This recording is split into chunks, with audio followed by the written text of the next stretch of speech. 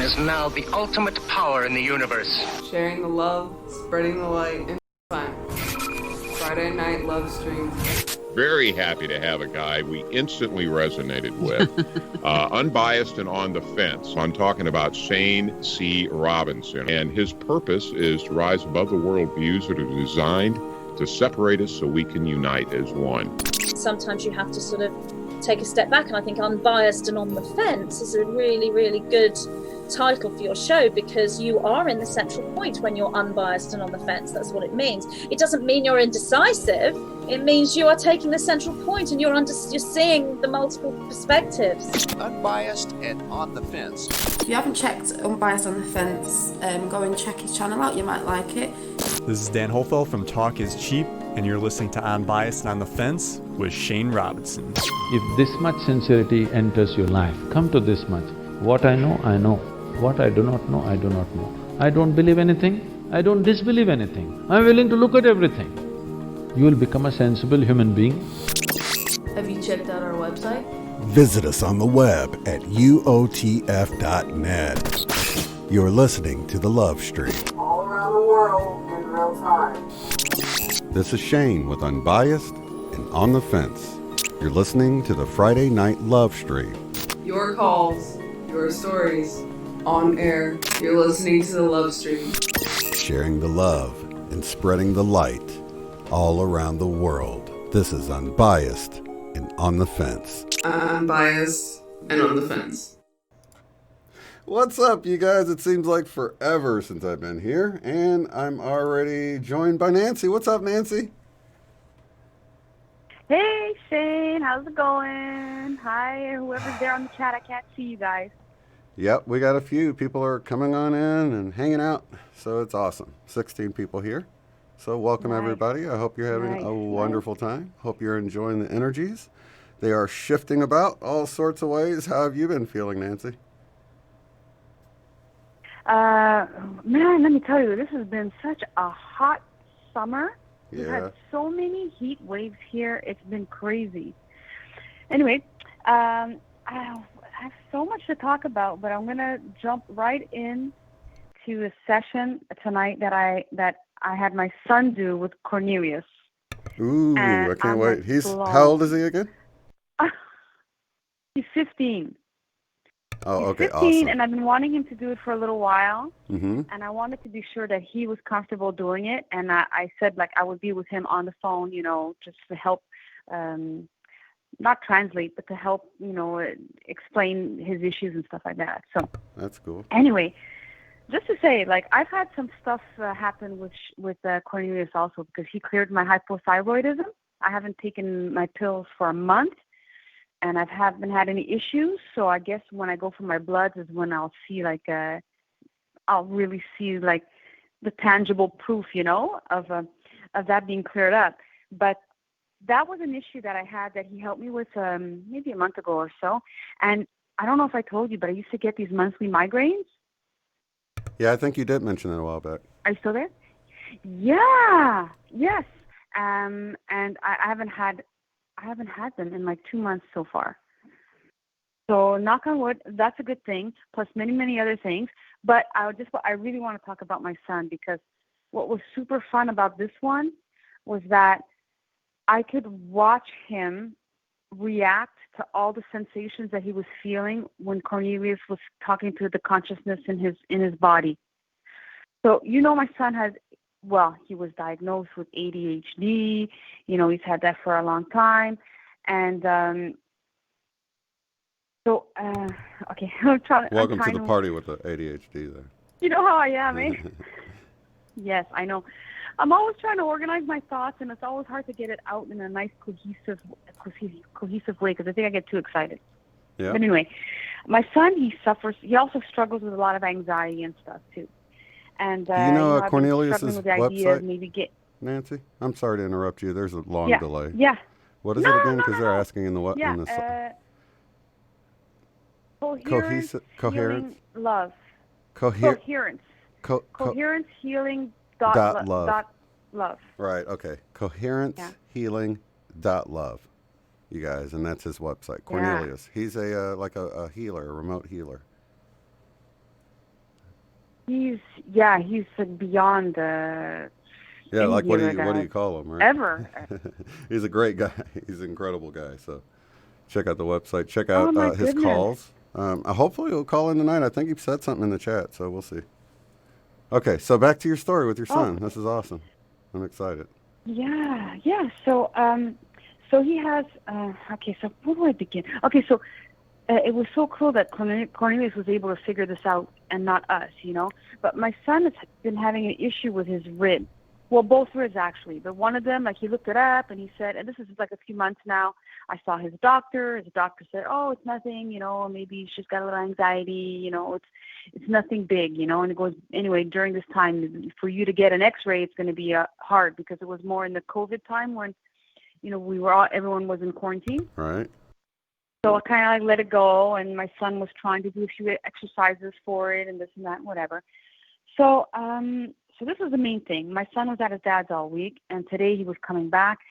So I said, and I was supposed to have a session with Cornelius, but I said, you know what? Let's get Nicholas now. He's ready to do it. And so I said, that's it. We're going to do it for Nicholas, and let's see what happens. So to figure out what was going on with the rib, how did he explain it? There was. Well, he's going like directly, like he can show you directly, like on a graph or a diagram, which rib it is and stuff like that, right? Because he's speaking to Nicholas's consciousness. My son is Nicholas, right? And what it is, the reason why it became that way and all like blocked up, it's the muscle was kind of like detached from the rib, and he was having issues like breathing a little bit, and from that he said. There was a blockages in the throat. I hope I'm remembering this all right. And that made it click to me that my son, he has these really deep coughs. He's always like, as if there's something stuck he's trying to get out. And he's been doing that for years. So it turns out that it's the coughing that created this thing in his ribs that was affecting him from breathing. Right, like pulling a muscle or something, I guess. Yeah. So we had to clear the coughing part first in the throat chakra, right? And what that was coming from. And that's all pent up, unable to communicate energies that were trapped there as well. And he's always had issues with communication. And plus one of his disorders has to do with, the communication not coming out right, And that was like... it's just like connecting the dots, that was like super cool. So he had to clear that out. Well, he had Nicholas's consciousness help to clear that out. And I'm just watching Nicholas, like he's sitting up and he's going through the back and through the ribs. And Nicholas is like, oh my God, I just felt like a pop. He would feel a pop of energy, and then he would feel like, tingling in certain places, and Nicholas at one point he's like, "Oh shit!"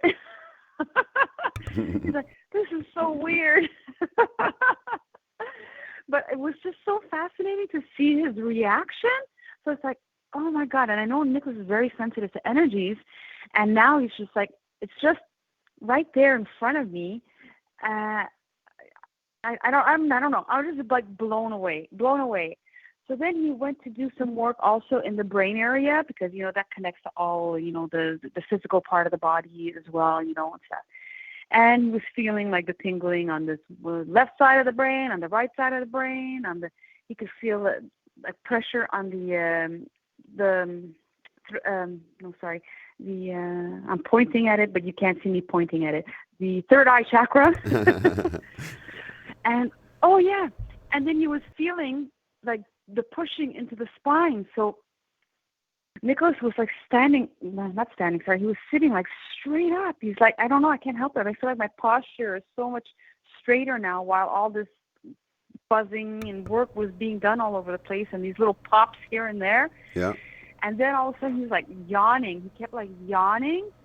And like Cornelius was explaining, because you're releasing. He was happy that he was releasing through the yawns all this pent up stuff that was built up for so many years. Wow. So what he explained, because I said, Nicholas was diagnosed with ADHD, and Cornelius said he doesn't have ADHD.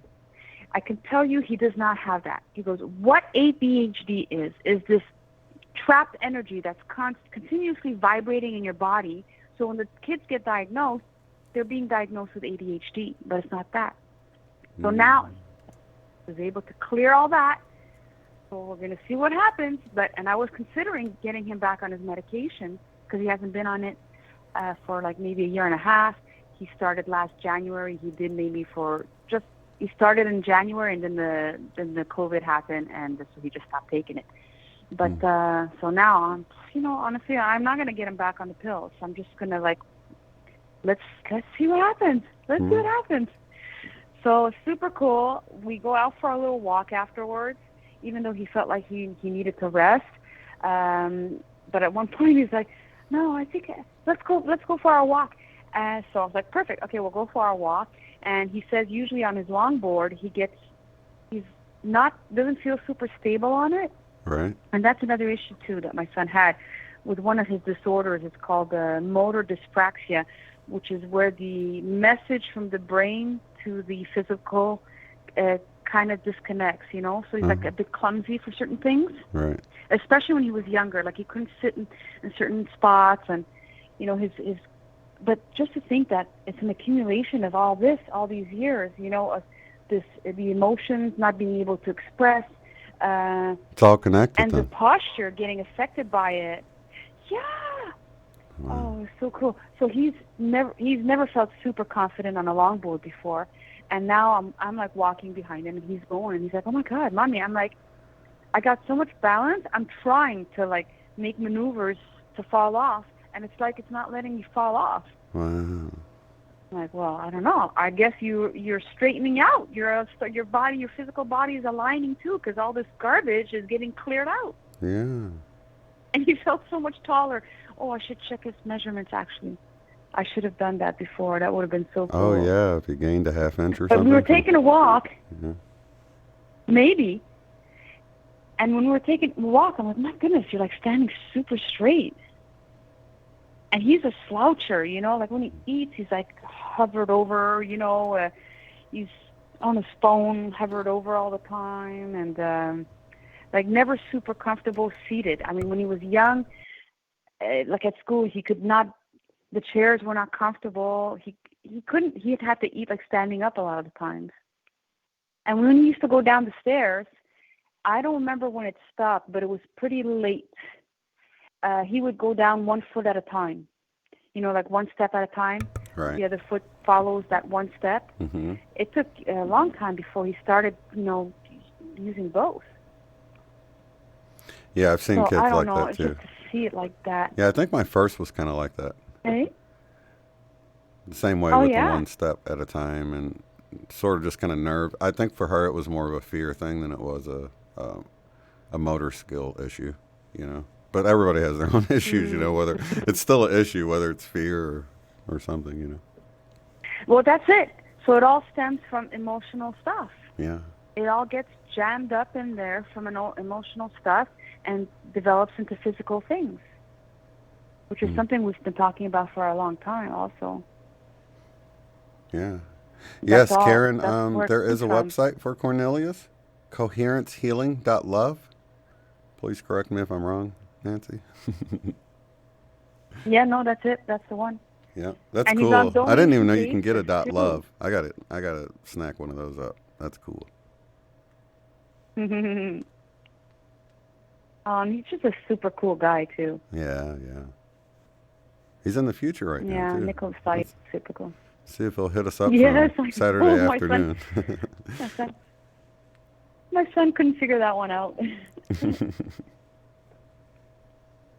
Oh, and the other thing too, I wrote it down. I just saw it. Is that my son? He's told me this a few times, but I always forget. And he mentioned it last week. Is that Mommy, I have never burped. I don't burp. And I was like, it's true. I never hear you burp. I remember burping you as a baby, but and that's one of the things that Cornelius said. Is like, well, that's because everything is blocked. Wow. It's all trapped in there, and that's why he was constantly trying to get cough something out. And was there also nothing some was- acid it was all reflux stuck. going on? It seems like that would cause some issues with that as well if you couldn't burp, right? I don't know.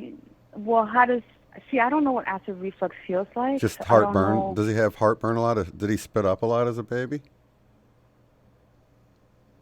Not more than usual. Oh, But he okay. was the only one I had, so I have no one to compare Right. him to. Yeah, my first spit up a lot, and then it turned out she had acid reflux. And now her daughter, my grandbaby does it too, and I recognize it right away, because you can tell the way they do their mouth, that they're tasting it in their mouth, and it's burning. And so there's little signs, and after you get used to it, you're like, oh, that's obvious what it is, you know what I mean, once you know. But before that, you're like, what's that weird look they're making, you know what I mean? But yeah, you can tell. But you might not have known because we didn't really know until she was way older, and that's how it was with me. I would tell my mom my throat was scratchy. I think I was like 6 or 7 before I got my acid reflux dealt with. So I've always dealt with it. But my mom thought I had a sore throat because I would say my throat was scratchy is how I would explain it to her. So she didn't get what was happening for years,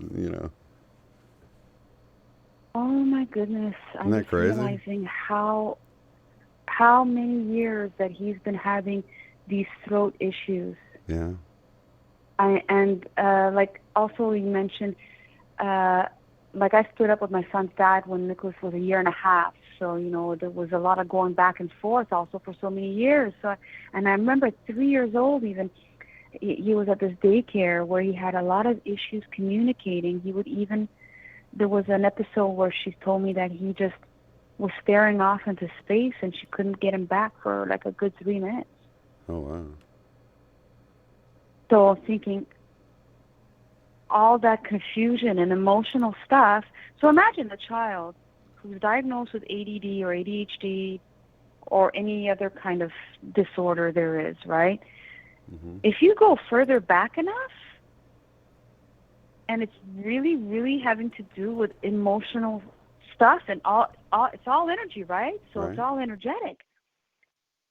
So then it all stems from that. Isn't that crazy? Yeah, it's all connected, and that's sort of that's what I'm realizing, that we, so often we divide it, but really it's all connected. It's like these physical things that appear are indicators of other things, energy blockages and things like that. And it sounds like woo-woo science until you really dive into it and realize there's actually quite a bit of proof to show that this is actually the case, Well, Eastern medicine, it's not woo-woo to them, and they Right. know that it's, it connects on a deeper level. And I remember reading a few years ago, Yvette Rose, she wrote The Anatomy, what's it called? I think I have it here somewhere. The Metaphysical Anatomy. Mm-hmm. And she had talks about that. So, like, it's almost like an encyclopedia that I have where you can, if you have, let's say the acid reflux, like you were saying, Mm-hmm. and you read what's that connected to, and it could be connected to something at birth, Mm-hmm. when you were born, or even a previous life too, or right? if you had the. Yeah. Well, that brings me to another thing too. So you know how I've always talked about having low self-esteem, but self-doubt. I've always had like a lot of self-doubt. So we figured out that it's from a past life. Oh. Did I tell you the story already? I think you might have. You can continue on though. Was that? Okay. You were telling me about your 4 lifetimes ago. Okay, yeah, please continue. 4 lifetimes ago, because this is, I think, my first session with Cornelius, and you know, I wanted to work on my self-doubt. Mm-hmm. So 4 past lives ago, I was a man working in a bank, Mm-hmm. and I had a really high-pressure job, and it created such self-doubt, and that my parents were, you know, had a lot of pressure on me as well, which created a lot of self-doubt, that I ended up committing suicide. So my self-doubt stems from that. Oh, wow. Where I thought it was from this lifetime, you know, from my childhood, it went further than that. Wow. And my confidence, I'm telling you, has gone up. So it's just a matter of he does True. some kind of session where he helps you release that energy, that blockage, or how does that? Yeah. Yeah. Exactly. You got to be ready. It's your subconscious that decides it. Mm-hmm. He communicates with your subconscious and says, you know, are you ready to let this go, kind of thing, you know? Right. So a lot of us are I can't remember carrying around exactly things because that that one was really already no like 2 longer. months ago. We're carrying around things that no longer Yeah, serve us. you really no longer need. We carried all kinds of stuff all the time by like, I don't know if it's by choice or what, but well, I'm sure some could be by choice, but Well, you can you know, if you imagine think a world about, where all of that. I was just going to say, if you think about religion, and you know, it's a comfortable place. It can be comfortable for a lot of people. It's like, even if things don't add up right for you, it's still like, well, you know, I really, this is like, it was good enough for my folks. It's good enough for me. I'm not going to question things too much. You know what I mean? Because it's easier in a way to just to trust someone else instead of doing the research or following your gut that might be telling you differently, you know? Exactly. It's so funny. On the 11th, I saw a memory on Facebook that I posted August 11th, 2017, 3 years ago. And I post about a dilemma that I'm having. And it's a dilemma about whether I expose the truth and let people know, and even if it's scary and horrifying, do I do that, or do I just hold the light and raise the frequency? And I'm reading this, and I'm like, oh my God, I wrote this 3 years ago, and I'm still at the same dilemma. So now I'm like, but I've been slowly trying to back away from all the negative stuff for a while now, for, you know, a couple of months or so. Yeah. But and I was thinking, darn, how could I still be at the same place for that? So what have I accomplished in 3 years? Right. And then I was like, no, Nancy, don't do that to yourself. Now you really got to look at this. Maybe you were in the same dilemma for that particular thing. But if you really jot down everything that's happened in the last 3 years, Right. and how much you've evolved, then, you know, don't hang on to that other little thing, you know. It's just like, it's like Brian says to me, my boyfriend says, you know, if you feel like you haven't taken a step to change something, you gotta take the step, you know. That's true. Like yeah. my channel. Remember, I've been talking about for so long. Yeah. Are you putting stuff up yet? I'm just about ready, but you'll know when I'm ready. Okay. But I'm doing it. That's awesome, though. Yeah, that's awesome. That's the first step, you know, and you'll be surprised, because I figured I'd be vlogging to myself, you know what I mean? I figured I was just really going to be documenting for my own, because I had to talk to someone at the time, you know, and it gets to where, like, you don't have anyone, and little did I know there was a bunch of people that need to talk to someone, so here we are, you know? Yeah, exactly. Yeah. So I finally have the confidence enough to do it, and yeah, that's a good thing. That's a good thing for me. That's huge for me. Yeah. Because, you know, I've been talking about it since 3 years. Oh my God, there you go. See, that's part of the 3-year thing. Yeah. Because January 2018 was 3 years since I stopped my channel, and that I've always been wanting to go back on, but on a more spiritual path. That's so cool. 2020, things are changing. Yeah. You get to It's gonna happen. relaunch it again and in the way you envision it, right? Totally. That's awesome. So you know what? I'm going to tell you a prayer that came to me Mm-hmm. because I've been really connecting with Jesus a lot lately. Mm-hmm. And I'm chatting with my dad also. My dad knows so much. It's so crazy.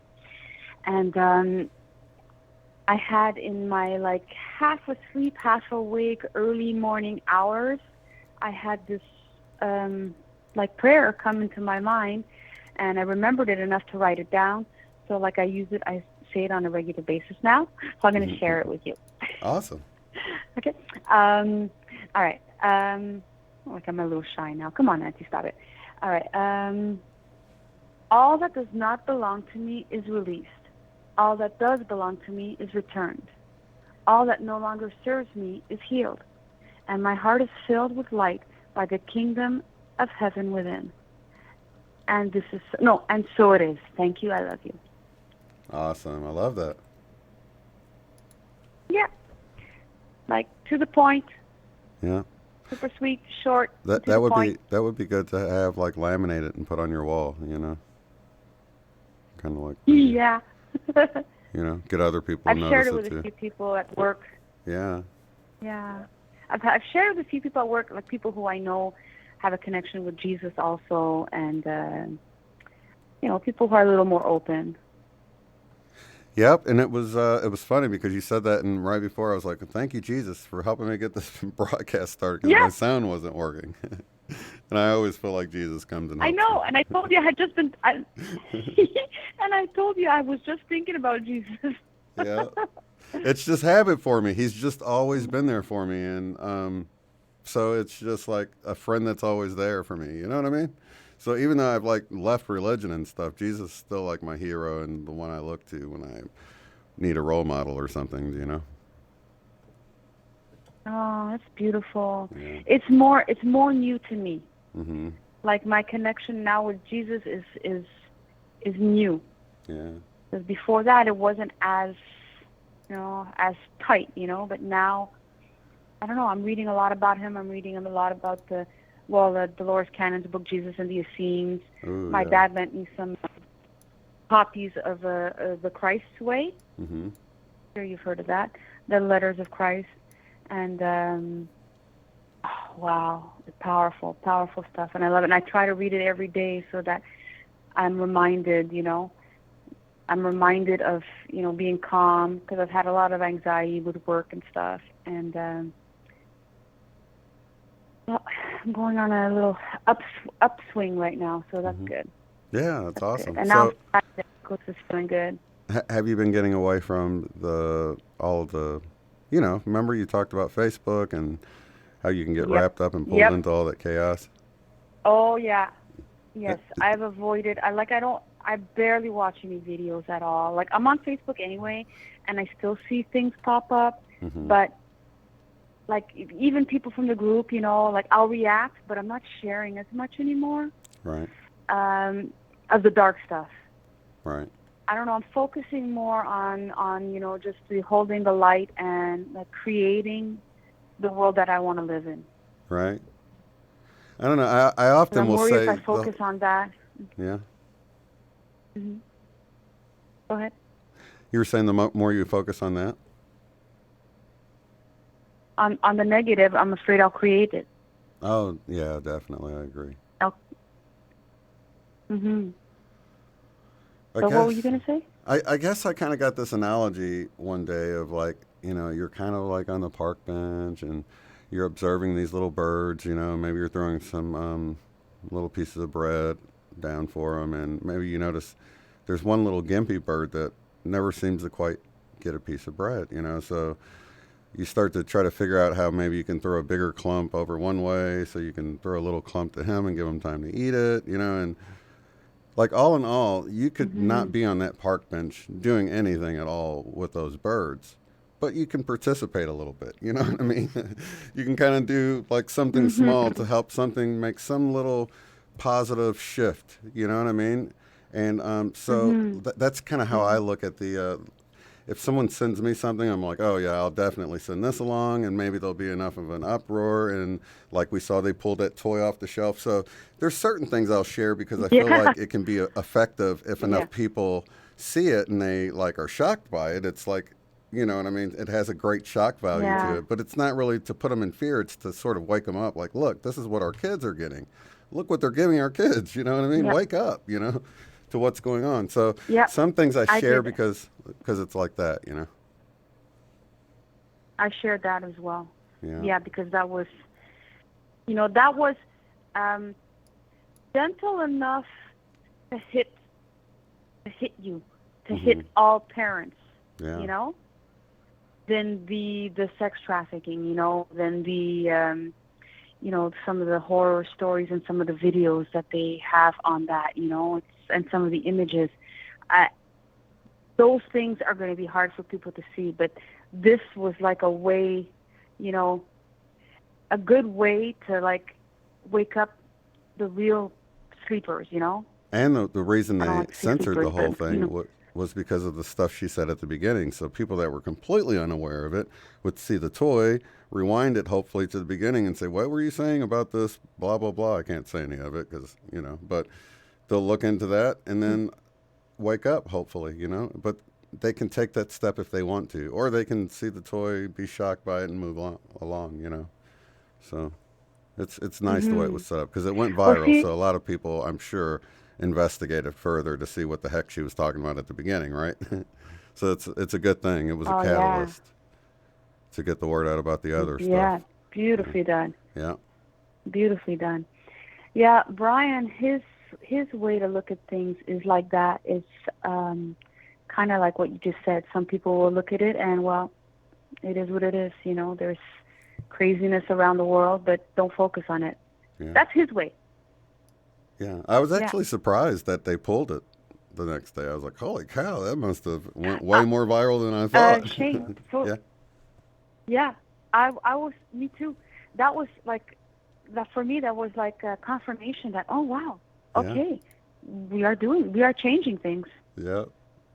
We are changing things. So that was amazing. I was happy to hear that. Yeah, me too. Then there's this other one I saw also. Another one the cold water one? You put them in water. Yeah. What? What the heck? I don't know. What they're called, something like LOL Surprise or something. It's like right in the title.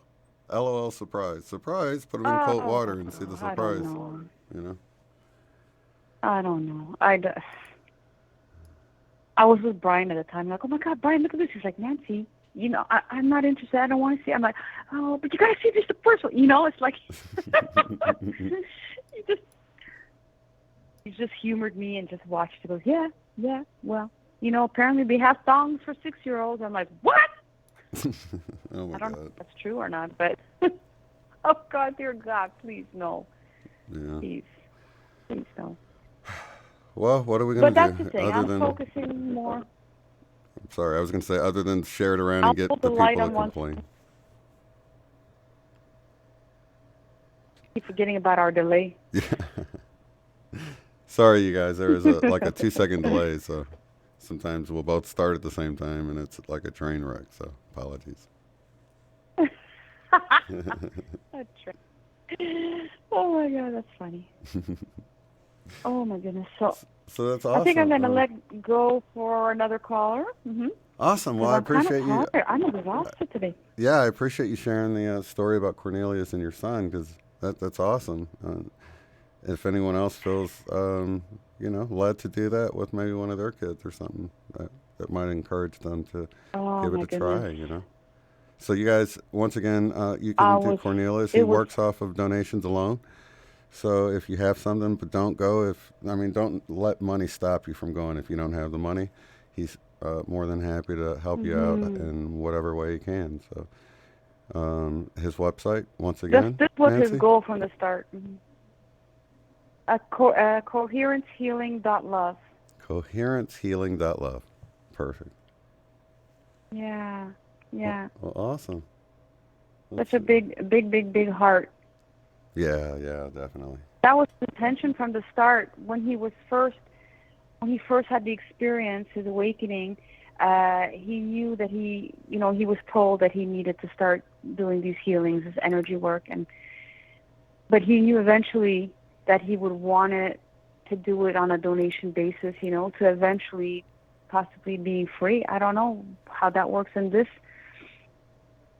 world right now, but I mean, just the idea of the donation, that's amazing. Yeah. Mm-hmm. Well, with him, it's like, I mean, you can't find a better group. If people have the money here, they'll more than happily have that energy exchange. So it's a great group of people to do energy work for, in my opinion, Mm-hmm. This is a group of loving people. And his book, oh, what a great book. And that's 1-0, O-N-E-O? 1-0, yeah, 1-0. Awesome. I was completely fascinated with his book. It's just the experiences that he had was just horrifying. Like, I can't even imagine going through the things that he went through, and to now, be who he is today. It's like, wow. Oh my God, I express myself so much better in writing, and when I talk, I just feel like I'm like so all over the place. Yeah, I'm the same way too. Yeah, I do everything through email. Other than this show, I do everything through email, communication wise. But you're pretty good on live. You're good live, though. I don't know. I appreciate that. I do. I thank you. No, you're super smooth. You're super smooth. You can carry, like, the interviews, let's say. Like, I don't think I'm going to have any live videos in the beginning because, like, I need to, like, memorize a script first. Or just keep editing, at least for the start, Yeah. But anyway, I wish I was a little more like my peppy self, but I'm a little groggy today. And I'm so glad you called and shared that. Maybe because I was next to Nicholas when he was getting... Yeah! I think maybe because I was next to Nicholas when he was getting his session and we were chatting, that it kind of put me in a little, like, not out of body, but a little, like, in a zone of bliss, a blissful zone, let's say. Yeah, I get that a lot with the BQH sessions, feeling that. And it's weird because everyone's team has a different feeling. Sometimes it's like super loving, sometimes it's super excited feeling, sometimes it's just super peaceful. So you just get the whole flurry of different emotions and feelings that come through with people's different guides and stuff. It's pretty cool. Yeah. And speaking of that BQH, yesterday was the anniversary of my grandmother's death when we came back from Ifedi. Oh, wow. Yeah, I can't believe it. It's like, we were saying how Ifedi feels, some of us were saying it feels like it's so long ago because so many things have happened since, and at the same time, it's not that long ago. But then when I realized on the 13th, was yesterday the 13th? Yeah, yesterday was. That was the day we, like, came back home. I came back home, and that's when my grandmother went into the hospital. So it's like, oh my gosh, it's been a year already. And then a couple weeks after that is when we did my BQH, and she came in into the session, remember? Yeah. Yeah. Oh, wow. It's awesome. So now I feel like we've crossed through this little portal. That meditation was great that Eileen did last week, and and I envisioned us, and I saw the flowers too. I saw the flowers like pouring all over humanity. It was incredible, and I felt like as if we were kind of in a black and white world, and we were crossing over through this like rainbow portal into a even brighter. Oh my God! It just hit me. Yeah. Kind of like Wizard of Oz, I guess. Yeah. I just got these flowing flowers, and colorful. It was definitely the first time I've done that, but it was so beautiful. And as soon as it hit the earth, I felt it, and I was like, "Oh yeah, I just hit the earth. That's where I'm at." And like, so it was like this weird mixture of visualizations going on and sensations in my body when it actually hit. And then I think, was it Karen mentioned ringing in the ears? I got the ringing too. So there's a lot of stuff going on. It's cool. Yeah, that was perfect. Awesome. It was perfect crossing over to this side. Yeah. Yeah, the rainbow. To this side of the portal. Definitely. Well, thank you so much, Nancy. Oh, well, Give Nicholas a big hug for us. I'm so glad to talk to you. Yeah, always. Big hugs to you. Love you lots. Love I'll you go too. in the chat now if Okay. I don't fall asleep. No problem. Love you guys. Love Love you you too. all. Love you, Shane. Love you too. Bye-bye. Bye. All right, you guys, we got Dana up on deck. One sec. Let's go. You're listening to The Love Stream.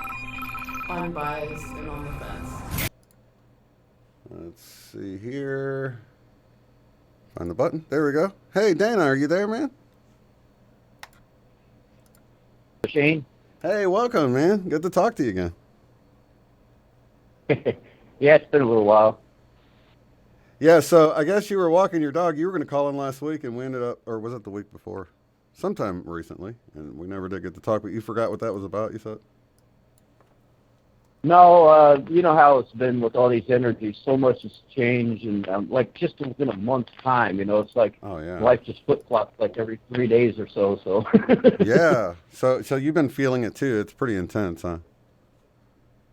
Yeah, but it got to a point going back with where Nancy was, you guys talking about the whole thing with Jesus, Yeshua, however you want to give the name to the, right. You know, I was raised Christian too, even though I went a different direction, but that's always been my example, and because of that, I now have a complete life change, and it's so funny because it all goes to 33, which we, you know, can associate with a lot of things, but it's always associated with Christ for me, Christ consciousness, Jesus, that thing.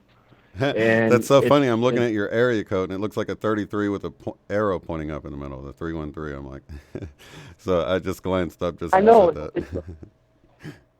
That's cool. Yeah, I got to do the over and out thing. I keep forgetting. Yeah, it's crazy, man, because I asked myself when I was younger, me and a couple people I know knew we were going to be around at this time. It's just we were taught doom and gloom, you know, because coming from the Christian thing, but the whole thing is it come to that point, and I thought to myself, when we get to this point, would I even know it? Would I be tuned in enough? Man, I'm telling you, I feel like angels are laughing at me right now. I'm going to be on a community, an organic community farm community, community thing. And it's wild how it happened because I said in my head, how am I going to ever do this? And I got this thought, there's like somebody will get land one day, you know, and they'll invite you all out, and it sounds like a movie. Well, it's exactly what happened. That's so funny because I've just been thinking about this lately. I'm like, man, I should say something on the air at some point because there's got to be somebody else there that's wanting to do exactly what you're talking about. So tell me the story, man. This is exciting. This is I've been thinking about this a lot. Eileen even I talked about this, I don't know, a month ago on a show.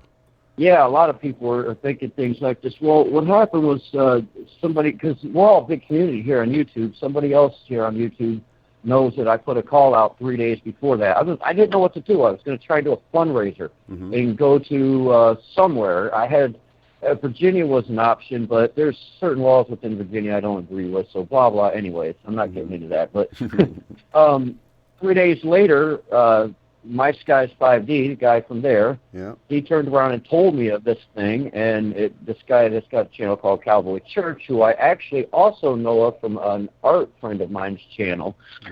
So it's all like this wild link and stuff. When I went to his channel, it had 33 views. I go and I look up the average temperature in Missouri. Oh, and I got to mention, there's 33 people watching right now, too, Dana. It's so funny. Yeah, it's happened so many times tonight, and it's not even funny. I've had feathers following me around. I'm like, okay, well, I'm in Michigan. We have seagulls. Well, they're like following me around doing circles like in a Disney movie. Today I walk out, and I thought to myself 2 days ago, wouldn't it be cool to not just find regular feathers? I want a blue jay feather to put on my flute. Bam! Right there in the dog lot was a blue jay feather staring at me. And every time this happens, I keep hearing laughing. I'm like, I have to go, because if I don't go, angels are going to jump out of the sky like Sesame Street with the number 33 slapping me with it like a pillow, you know, going, go, go, go, go. It's so funny. You know, I've been throwing out some stuff that I don't need. I got a friend that I'm going to give some things to, you know, take the stuff that I need and go down there and help build them up. You know, build it up, and, you know, as they say, you know, you build it, they will come. There's already a house. There's already a couple silos, you know. I think he said he has access to like 1,000 acres that was left to him by his great-grandpa. That's awesome, man. And they've already got how many acres garden, did you say? well, there's access to like 1,000 acres out there. I know one section somebody's growing corn on. But, we ain't eating none of that stuff. It's all organic. They already have a high hoop greenhouse, full of stuff right now, and a couple other gardens and buildings and different things, Yeah. Just need help building it all up. So go there, stay there, build it all up, eat from the land, touch my feet on the ground, quit all this crazy stuff of living 3 floors up in the brick building. What's the general area this is located in? I got the information. I have to look it back up. There's some little town, I think about 2.5 miles from there, but it's in Missouri. Oh, okay. I can't exactly tell you which part. Where it's good and flat. Right, probably middle of the state. Because I know like Kansas City's off on the left or the west, and then St. Louis. I'm from St. Louis, so we were there on the border to the east. So it's probably right there in the middle somewhere. Yeah, well, that's what I was thinking it would be, because when I looked at the topography and stuff, it starts to roll in a couple places and stuff. So that's about what it looked like, That would be probably a pretty good spot, I would think. Well, it's crazy. Me and my friend looked it up. That's going with me, because out of nowhere, a friend called me. He hadn't seen my videos for a while. And then he sees the one video where I said, I'm moving. I'm going to Missouri. And so he got a hold of me. He lives in Detroit. Well, he got out his phone, so we looked up the place. And the weirdest thing happened. There's a giant orb in the sky on the Google map that looked like it had a top hat on, and this crazy beam coming out of the sun that was the same color as the sun. It looked like it disappeared into another dimension over top of this house. I shared the photo thing on my channel, and somebody went and Google Earthed it that I knew and sent me a file, and I checked it out, and I could see all the land and how it looks there, but it was the craziest thing. It was another one of them synchronistic events. Then I started thinking, don't they have the big buttes, the things that look like the trees, like giant trees they're cut down in Missouri? Or am I mistaken? Mm-hmm. I don't know. April's wondering if you have to have a skill to offer to go there, or what kind of skills do you need to go there? Oh, no. Just go down there and be willing to do this stuff, But, I lived in West Virginia for like 12 years, and did hobby farming and all kind of different stuff, retired from construction and different things. So yeah, there's always like I can go down there. There's always like helper positions. You know what I mean? Like with anything, whether it's because somebody know how to garden and you can help them, and somebody know how to put a wall up and you can help them, and so you don't necessarily. I mean, you can help clean up or anything. So there's stuff to do. Yeah, that's how you build communities. Once you start building a community, everybody's got their talents, and then you can trade stuff back and forth, live off land, do things like that. That's how this country was built. Was by a bunch of farmers. Yeah, that'd be awesome. Get back to the land and stop eating out of the stores. I mean, we done seen what happens when they shut down the stores. Mm-hmm. Nobody eats when they're in the city. If you got your own food and you're canning and jarring things, then you have nothing to worry about. If you're not going into town all the time because you have everything you need, you're not seeing mass people getting depressed. Right. You're not around all the EMFs and the different things that affect you to make you have to ground so you can get your energy right, because there's people walking around like 20 volts going through their system. That's not good.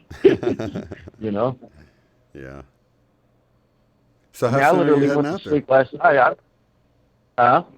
Go ahead. You were saying when you went to sleep last night, there was a delay. Go ahead. Oh, no. I just MacGyvered something for grounding myself that I plug into the wall and wrap it with my toes. Oh, yeah. Yep. I got something like that, too. I ended up getting one of those grounding straps. And then you can, like they use to work on electronics and not fry it with a static electricity, but they're only like a couple of bucks, and you can plug it into the round prong of the, at least in the States. I don't know. Don't go plugging it in if you're in the UK, because I think they're all round over there. They're dangerous or something. But over here, it's not the two flat ones. It's the round one. It's a ground. But you want to use a tester to make sure before you strap yourself into it. Yeah, well, that's the same thing. Yeah, same thing here. But I didn't know that I could do that, because I was looking, and the sheets and different mats cost so much. So what I did is I took an old don't nobody do this neither. I just MacGyver stuff. I took an old phone charger, and what I did is I cut the charger end off of it, and then the part that plugs into the phone, I pulled that off, and I stuck one of them round plugs onto, solder in the wire so you can just plug it into the ground spot. I took the two wires off the end, and I wrapped them around my pinky toes, left enough slack in it, and put some rain stuff on in the background and went to sleep. Right, yep, that does it. Yeah, a lot of people think you need Yeah, your but whole now body they on there, said but that, I'll look that up. yeah, you don't need. You just need to be touching it somewhere, grounded somewhere. Yeah, that's pretty cool. So you pretty much just look for those like with the computer stuff? Well, let me see here. Just go on Amazon or Google it. I'll find it. Well, yeah, I want to say just look up grounding strap, wrist strap, grounding wrist strap or something like that. That's all I put in there. I would suggest getting the ones for $6.99 because I did an ohm check on the $2 ones and they weren't working after like a day or something. I mean, if I didn't check it, I would have thought I was grounding properly, and I wouldn't have been. So I checked it, and they had quit working for some reason. So I would definitely suggest the better. I got bigger ones now that work great. So got a big old plate that touches your skin, you know. Well, for $2, you can't really expect a whole lot. You Right. Check it out, see if it works. Also. Right. No, I think I got 2 of them for $2, or a pack of 3 for $2. So yeah, it was junk. So get what you pay for. Yeah. I'm gonna look into that 'cause that's better than what I'm doing right now. It kind of feels weird having wires wrapped around your toes. Yeah, and you don't want to strangle it or something, you know. So. Yeah, so, really wake up and be like, why is my toe hurting? To be all red and swollen. Or purple, or yeah. So how soon are you going to leave for this place? Huh? How soon are you going to leave for this to go to this place? Well, it may sound pretty wild, but with the voting season and the visions that I've been having over many years, I turned my abilities off when I was young because my brother was visited by an entity that just weird shit was going on. So I told myself I don't want to see anything that's not in the now, that's not real to me, physically. So I want to get out of here before voting season, before winter hits, anything. So next week we're going to go visit, and then by September we're gone. I'm already throwing stuff out, getting rid of things. Wow, how exciting! Are you going to be documenting it and on it your also channel? Helped. Yeah, I'm going to somehow keep the channel going, and what I'm going to do is just record everything we're doing, and I got my video editing stuff too, so I can make like cool, nature videos and stuff like I like to do. If I have to go into town to use internet or what, that's fine because there's a town like 2.5 miles down the road. Yeah. My friend's got a vehicle, so, we'll be okay. But yeah, I'm going to go ahead and document it all. I thought of taking my other channel, this We Are Creation, and letting everybody know if anybody else is doing anything like this, they want to send video or just raw videos and have me put it together, I'll do it for free, stick it on there. And what it'll be is that, showing the world, we are creation. This is how we create this stuff. And it could be all over the world, anywhere in the country, and we'll just put all them videos on there, and that way people can see what we're doing, Yeah. These systems are starting to fail. They are going to be replaced, but at the same time, it really helps to go ahead and show the way as way showers and start these communities again. I mean, even the natives say that, at the time of the red and blue kachinas, which we've done seen, those who return to the land in the old ways would be the ones to prosper. And that's why we see that with the failing supply chains, not getting stuff from China, people buying out things, just all the things that are happening, Oh, absolutely. Yeah, I was hearing the numbers, the economy numbers, and it seems that book sales are up. It seems that art supplies are up. Other sorts of things that have to do with leisure and having a good time. So I don't know. It's beautiful. What's that? That's beautiful. That's the flip side of COVID. Spirit knew what was going to happen, so there's a flip side. Everybody go inward. Everybody goes, and the other realms have been sending that whole thing of, hey man, do your art, do the things that make you happy. You return to the child within. You return to God. You return to Christ. You return to the one source, whatever you want to say. Mm-hmm. But that's how you do it. You return to the child within because the child ain't polluted by society, and all these control programs. Yeah. Yes, I heard that. I was really encouraged that people are taking the time to. Even they were talking about like home improvement stuff too. So people are like fixing stuff in their homes just because they're stir crazy. So they're fixing all the things that are broken. They're planting all sorts of things that just staying busy. So I was like, man, it's like we're creating new Earth, like on a microscopic scale, sort of. Individually, just in little patches here and there where people are bringing about fixing things. You know what I mean? Making things new again. Yeah. It's all over the place. This one channel I've been watching for a few years now, watching it build up, called Roots and Refuge Farm. Her and her whole family's been building this thing up. And they're in Arkansas, man, and she's got to the point now where she finally wrote a book. And she's not even worried about selling many of them. She's just happy she gets to walk in Barnes & Noble and see something that started out as a hobby become what it is now, you know, and we all watch the channel. And I love seeing that on YouTube, all these people building up all the creative things. That's why that whole We Are Creation thing stuck out, and that's why, you know, I had the name of the channel We Are, you know, the Conscious Evolution. But I always tell people, we are the Conscious Evolution. Not me, not the channel. The channel's ours. It's We Are the Conscious Evolution. This stuff's divinely given to me a long time ago. I didn't know why I used it for other things, but when it clicked at the right time, it's like, oh, okay. So that's why it's almost like I'm doing commercials now, you know. I end things with We Are the Conscious Evolution. So I want people to remember that, you know. Yeah. And that's really what it is. You know, I was shown how, like, you know, the wind, the air, oxygen of millennia ago is like consciousness now. You know, back then I'm sure they were either completely oblivious to the fact that they're breathing air and they need it to stay alive, or, you know, a tornado comes along and they think it's like some kind of angry monster after them because they just didn't know what wind and air was. And I think that's kind of where we're at with consciousness now. So we're evolving to a point where we can, I mean, think about what we can do with wind now. We can generate power. We can use it for transportation, whether it's in the airplane or sailboat. We can clear off leaves off our driveway, right? So we've mastered wind now, and I think that's kind of where we're at with consciousness. You know, a lot of people are scared of it. They don't understand it.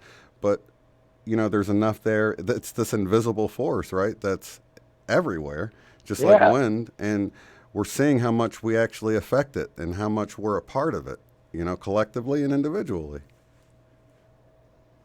Yeah, and you know, metaphysics shows that stuff. Let's say, for example, the story of Jesus walking on water is true.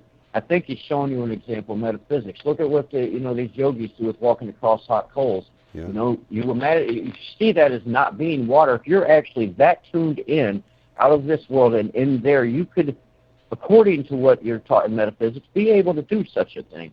And I think that's what it is because you're going into the divine consciousness from what you're created from. Your heart space already tells you what to do or not do. You don't have to have people tell you what's in, so then you become pure at heart. And then you can access these creative things that have, you know, created you, you know. It was weird. Years ago, I had only one really good lucid dream, and I didn't think about it till here recently, and it was wild.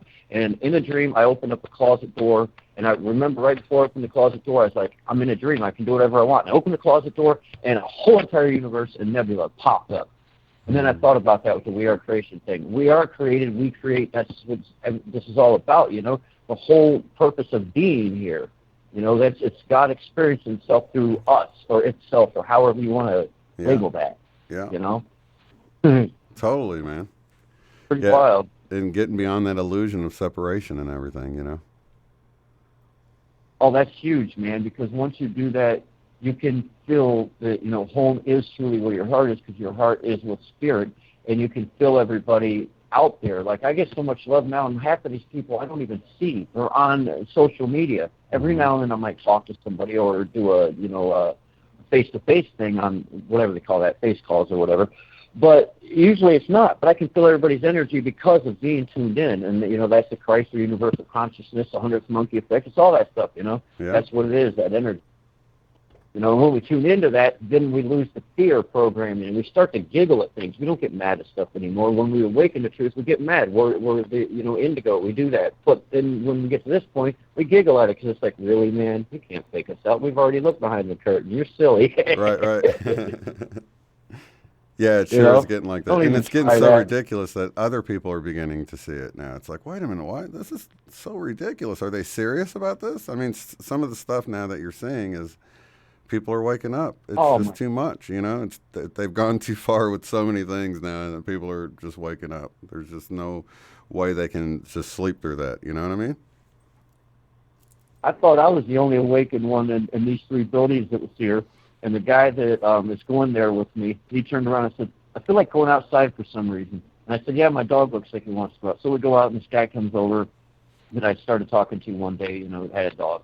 And anyways, I invited him, and I was like, yeah, man, our dogs get along, come on. And he started talking to us, and it was crazy, man. We had this awesome spiritual discussion. I mean, deep stuff. You know, the guy's only like a couple of years off from me in age. He said he done talked one guy out of suicide over there. There's 2 more awakened people over here. And I was like, that's kind of cool because now I don't feel like I'm leaving anything behind here. You know, this guy, that person's got it covered. I've seen people in the Myers parking lot waking up, people in the Walmart parking lot waking up. I'm like, all right, man, off to do the farm. You all got it up here. It's this beautiful thing, man, when you see all these people waking up and you know, what we didn't like did it. Right. COVID. Yeah. It made everybody go in the house. Well, they interreflected. Yeah. They were given time. And you know, and I've been told that for like a long time and stuff like that, that we're kept busy on the grind and with bills. So barely getting ahead so that we don't have a lot of leisure time to study and work on spirituality and things like that, because we're just trying to get caught up on our bills and stay ahead. So it's designed that way on purpose. So now you have this thing that just gave a lot of people extra time on their hands to go and do all the things they normally don't have time to do. And because of that, people are curious. People get curious when they have time on their hands, you know, and because of that, they're waking up, and it's beautiful.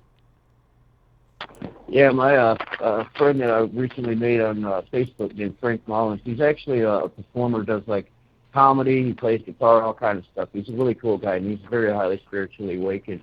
He says two of the things you can't get back is time and energy. So they take your time, they take your energy. What are you doing? You know, you don't have anything to create with, you know. Yeah. You're left there without it. But they give you back your time, they give you back your energy. Well, now you can create, now you can think, now you can reflect, you know. Mm-hmm. So, they say that, but you never really think about that when it's like, that is very important, you know, and that's what they do. They take up your time, and, well, now you ain't got time to do anything else. Yeah. So, yeah, I'm glad that... so it kind of backfired on them, you know.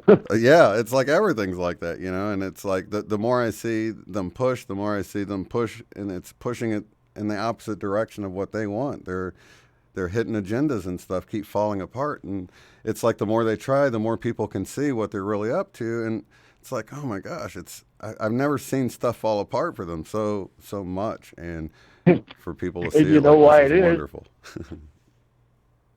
It's simple, man. I'm sorry, I keep forgetting about the lag in time there. Yeah, man, it's so simple. It's just a matter of canceling frequencies. We keep raising the frequency so high, their lower vibrational frequencies cannot exist. It cancels them out. You know, if you look into mathematics, musical notes, any of that stuff, you'll see that happens. And it's taking away their power. We're not actually stilling it. I like to say that laughingly, you know, we're taking your power, but we're not. We're transmuting everything, and we're bringing, you know, the positive, the light energy, the divine, pure energy. And within that pure, high energy, the lower vibrations can't exist. So they keep trying stuff, and they're like, we'll call it whatever. So they call it whatever, and then people turn around and they start making fear jokes. No, we got to give it a new name. Then they do this, and people make jokes about that. I mean, I seen a meme yesterday. There was this old guy, he's naked, wearing a mask on his stuff and one on his head, and some woman looking at him like, what the? I mean, people are just making jokes about this stuff. Right. You know? Yeah, I've seen so many funny memes that you know, and I love the younger generation because they're so clever about stuff, and you know, they know how to take the fear out of it and put some laughter in it, and I think that's important at a time like this. But you know, for a lot of kids, they've had their summer stolen too, you know, so now they're supposed to go back to school, and I'm glad to see that parents are wanting them to actually physically go back to school for the most part, you know, but I don't know, man. It's just, it is what it is. I'm really appreciative for the whole COVID thing. It's been, it's not all been, you know, perfect for me, but, you know, it could have been way worse. It's been a very gentle awakening for people compared to what we heard it might be, you know, tsunamis and destruction and all this craziness, you know. For some kind of huge global wake-up call, this has been pretty gentle. And, you know, and I don't say that with, not having a heart towards anyone who lost their life. So I'm not saying that, but I'm saying that the numbers could be way, way higher for this to affect everyone. Think about it. It affects the whole world, and the numbers just don't match the reach of this whole pandemic. You know what I mean? Yeah, and it could have been a lot worse. I mean, for me, to be honest with you, back in January, I really thought finally might do it. I might go actually insane. I might meditate myself to death. I freaked out, and I didn't know what was going on. And I got sick. This church guy and his kid came to my door. Something happened. Ran out of food. Stuff got really weird. Yeah. Then this happened. And it took me a minute to realize, because I also thought I was going to die and rot in here. And then the woman that works downstairs told me, you know, it's the energies. All these people, she told me how they all died, and I felt all their energies. But what had happened was I felt this whole pandemic, I'll call it. Sorry, guys, that's just my thing. Okay, you know, whatever. Came on, and I realized I felt the fear of the actual conscious web of everything and everybody before it came in, because I usually feel these energies before they come in. Then I'll go on YouTube, I'll see other people, they'll say stuff, and I'm like, oh, okay, cool, that is what's happening. Somebody else, you know, somebody else confirmed that, you know. And that's what it was, man. I felt that stuff, and I didn't know what was going on. I felt the fear of everybody coming on, and oh my. But the greatest thing is gratitude, man. What did it build? Oh, man, it knocked me out of all this stuff, you know, the different things, weird tics I had and stuff, you know, go back to childhood, you know, and figured all that stuff out. It all was able to come out and get through it, and it's like, cool, man. But, boy, I tell you what, when it happened, I didn't know what was going on. Yeah. But, yeah, it could have been worse, you know. We could have had complete destruction and all kind of stuff happen to wake people up.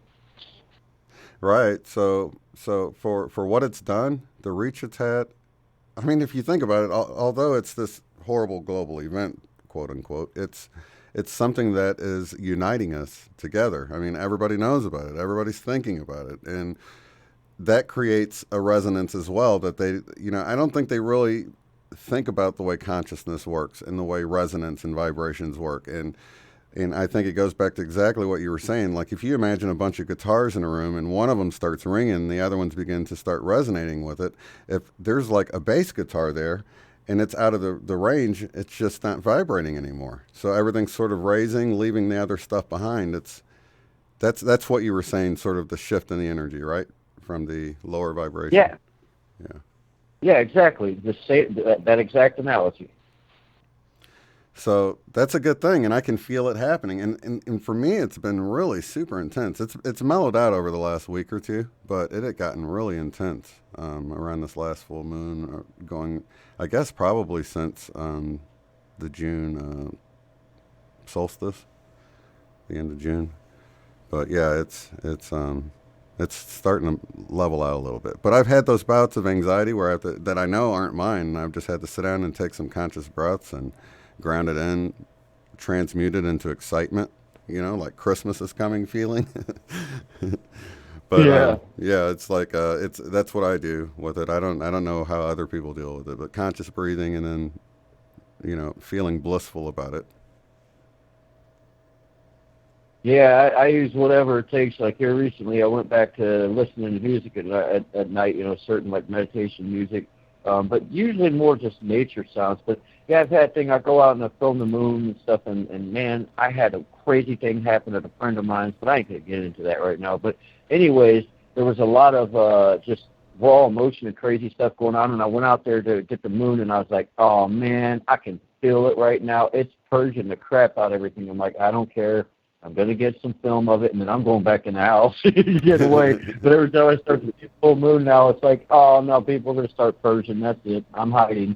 So now I'll be far out away from this stuff, you know, where I can actually go out and create and do things, you know. Oh, man. Yeah, you say full moon, I'm almost like, oh, not again. That's so funny that you bring that up, because the last full moon I was out there and thinking of it like, I don't know, like if you imagine a woman's little compact mirror, little round mirror, and you kind of hold it up to where it's about the size of the moon.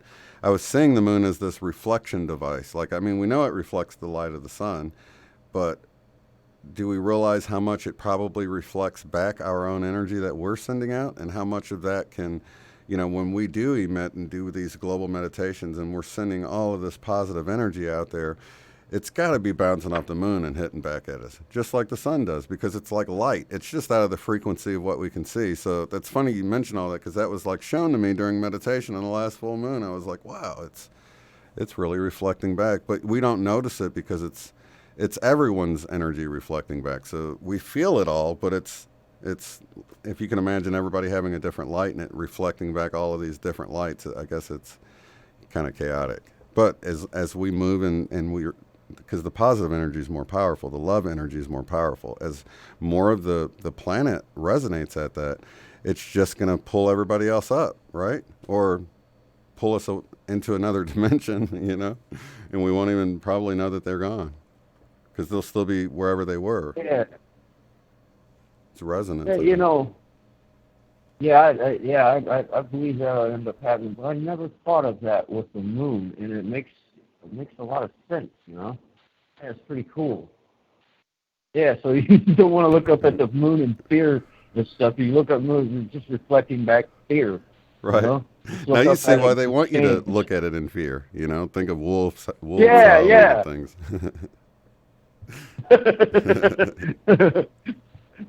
Oh man. Programming, yeah, I never thought about that one. Yeah, how much it's like everywhere. You know, you notice, you're like, wow, man, they've really programmed us on pretty much every level, and we've got to go in there and pick this stuff apart and realize it, you know. And I don't know, it's oh man, it's a process. Yeah, they got psyops on top of psyops on top of psyops. It's nuts out there. Oh man. But you know what, like Dana, I think it leads us back to ourself, because it's so chaotic out there. The kingdom of God is within us, like Jesus taught, and I think, you know, once you look out there, you're like, there's just no way I can ever find my way out there. There's just so much chaos out there, you know? The only way out is in, you know? Yeah, you're exactly right. That's where I was walking through, you know, coming to the apartment one day outside, and, you know, I was just going to basically close my eyes, and I did, and I went into that inner space, you know, that the tunnel, that 0 point, you know, type of space, you know, and like I said, it feels like, you know, heart space, but the whole thing is it just felt like pure love. I didn't see myself as anything. I didn't see myself connected to anything. I just felt myself as pure love and had enough of my own, you know, thoughts to know that I was right now part of what we call God, you know, back to that spot. And I was like, it's like they say, home truly is where the heart is. And what you just said, you know, it's through yourself internally, you know, back to where you come from, you know, spirit. And that's inside. So, yeah, you know, that's bring you right back inside, because the outside world is a great big lie. Right. And, you know, knowing that we all have that divine connection, that we don't have to go any further than ourselves, that it's that divine connection that makes us alive, that animates us, that brings us to life. We can't be alive without God, you know, if you want to think of it in terms of source being God, right?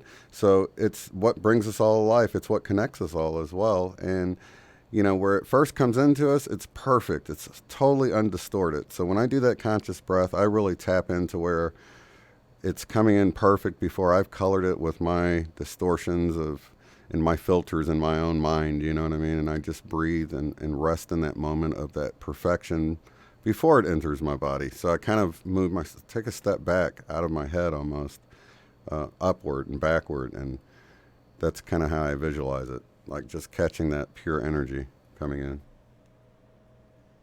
Yeah. You know, it's all really goes back, like the whole story of the death and resurrection. We all talk about butterflies and, you know, evolving and stuff.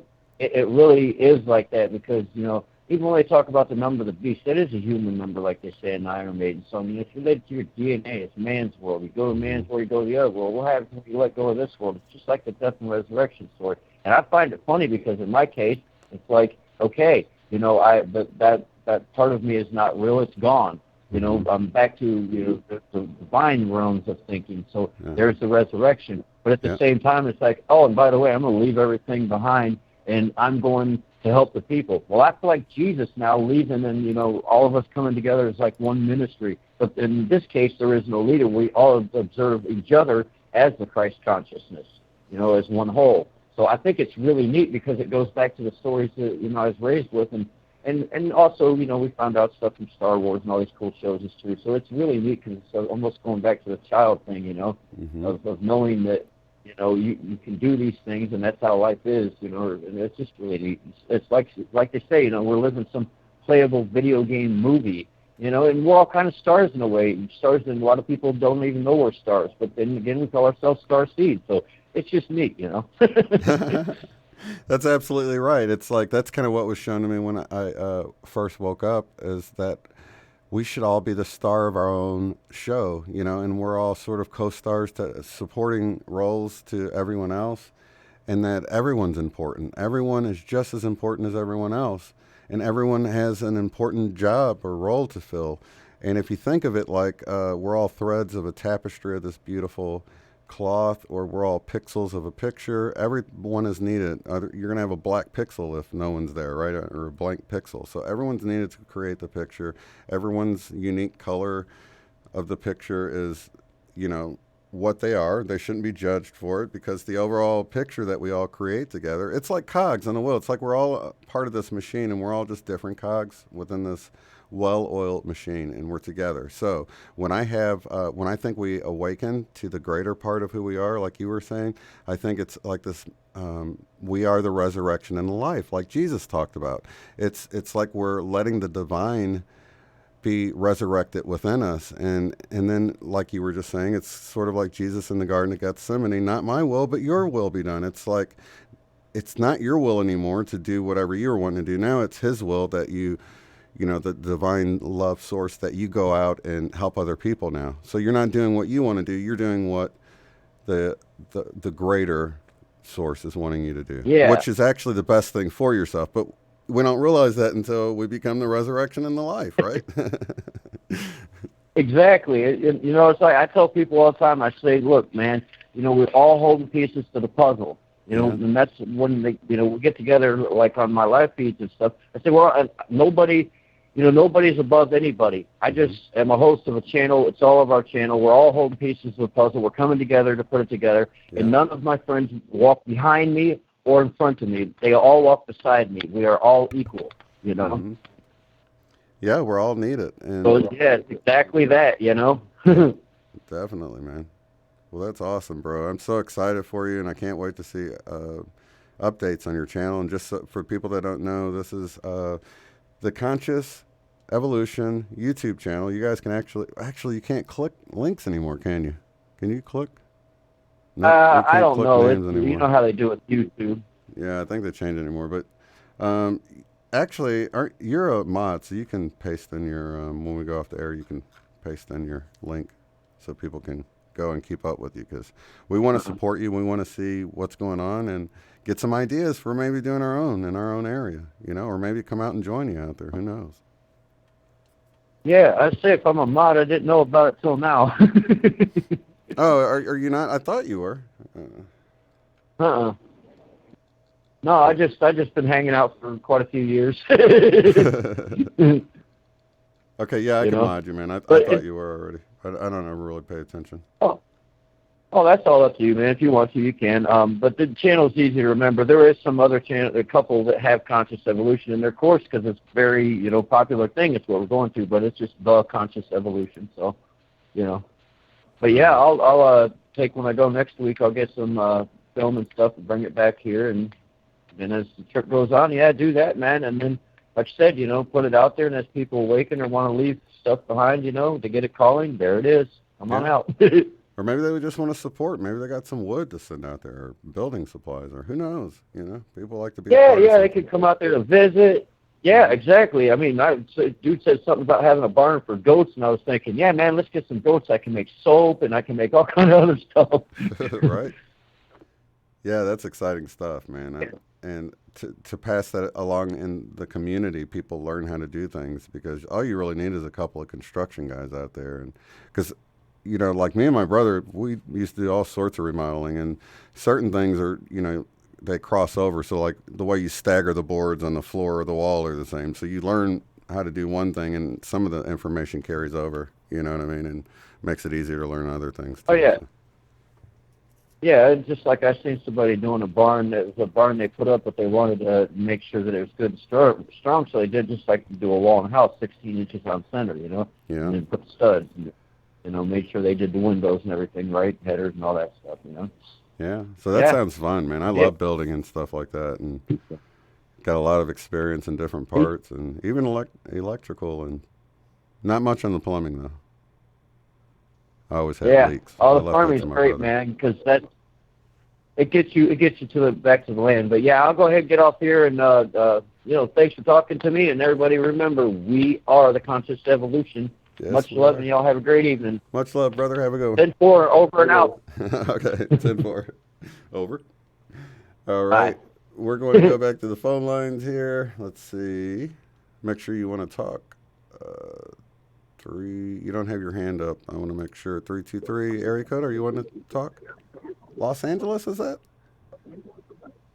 Is this? Am I on? Yep. Who am I talking to? Hi. You know me. It's Renee. Renee, what's up, Renee? You know me. Hi. How are you? It's like we're going on our 1-year anniversary from the city. That's right. Yeah, I definitely recognize your voice now. It took a second. Yeah, I'm always giggly and laughy. So, how are things going out there for you with all this? Awesome. I love your last talk you just said with Dana about like owning your world and being the captain of your own ship. Yeah. So I've been directing. Oh, wow. So literally I've been a director of my own ship. Yeah. It's been my dream since I was 8 years old, and I met all you guys, and yeah, I just been, I don't want to say manifesting. I just been like, I directed like during the time of the COVID, like like everything kind of just came. I don't want to say in my lap because I guess like this whole thing that we've learned, like, okay, I remember like coming onto your show, Shane, like in 2017, and we all like at the same time went through this like awakening. I don't know, we all have our words for it, and we're all different from we were in the very beginning of your show to where we are now. Yeah. It's great. It's actually embarrassing to go back and look at my first videos. I'm like, oh my gosh, how embarrassing. I look so stressed, and I don't know. It's just funny to see myself. And then, but I like to. But it's good though, right? Because you saw you grew, right? Yeah, oh yeah. That's why I leave it up there. And we've all grown together. We've all been on this journey together and hanging out together. And I'm so glad we got to meet before all this craziness, because we were planning on doing something this year, but that wouldn't have been possible probably. Yeah, we're supposed to go to like where Eileen was at, and like Georgia or something. Yeah, we're gonna go to Savannah. Yeah. Yep, Savannah. Yeah. Yeah, and then all this stuff happened, but it was like when all this COVID happened, I was like, whoa, like I felt like we were like all turned into Jedis. Right. Even Dana just said like I've been listening to your show like since the beginning, and look at where he's at, like and hi Nancy. I love her. She keeps the group together from with everyone, and we all still connect together with, the list goes on and everything, Yeah. John's a part of the group, John, Vinny, and everything. Yeah, so we all like still stay connected, Shane, since the SETI, and Nancy did the whole group, but like Jody, and I met oh my gosh, I met like a lot of people that are in my area, and like sent it to the group that we're all connecting. So yeah, it's been an amazing experience meeting other people, going through like meeting you in your show, and we're all like going through the same thing. Yeah. The whole way through. It does. And then my biggest thing is like, and my biggest thing was like, yes, I'm so glad I learned to be a hermit. Right? Remember when you're learn you're a light worker and you turn into a hermit and you're alone. Right. And I'm like, and I'm like I'm like a weird person. I'm an introvert and an extrovert at the same time, if you get my drift, Right. like I like to be around people, but then I'm an empath, so I got to get away from everyone, I'm sure all you guys can understand that we're all the same way. So so at first we thought, oh man, we feel like so alone and everything, and now I feel like, wow, it's like we were built up to be like Jedis. I have like, my sister woke up and she's like, wait a minute, and I was there for her.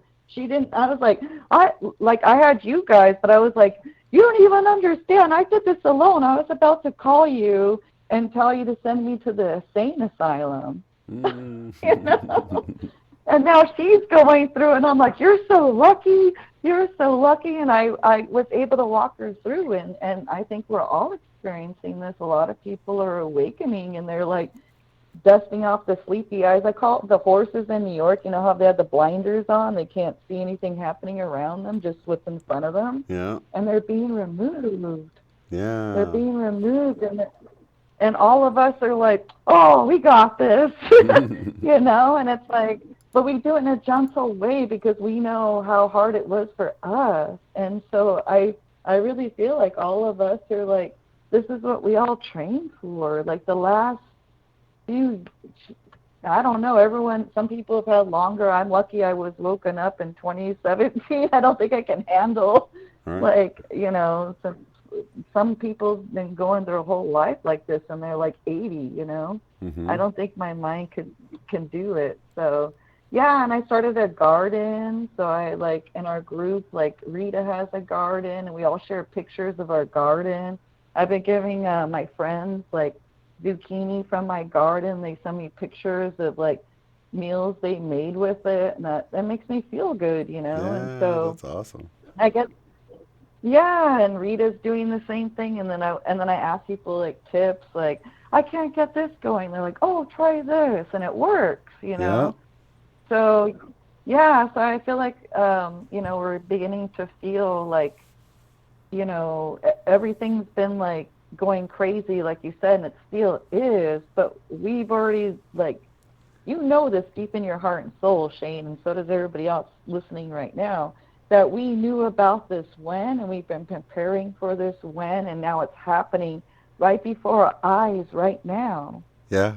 And I don't know how many people are getting choked up as you're saying this right now, but yeah, it's hard to believe it. Yeah, I mean, I haven't called in how long? Like, this is our anniversary, like a year ago when I met you guys. I've been, like, incognito, but I've been busy on the other side, like, doing what I was meant to do, like, you know, making films, helping people, like, you know, it's hard in Hollywood right now to even work. They want you to do these crazy COVID tests.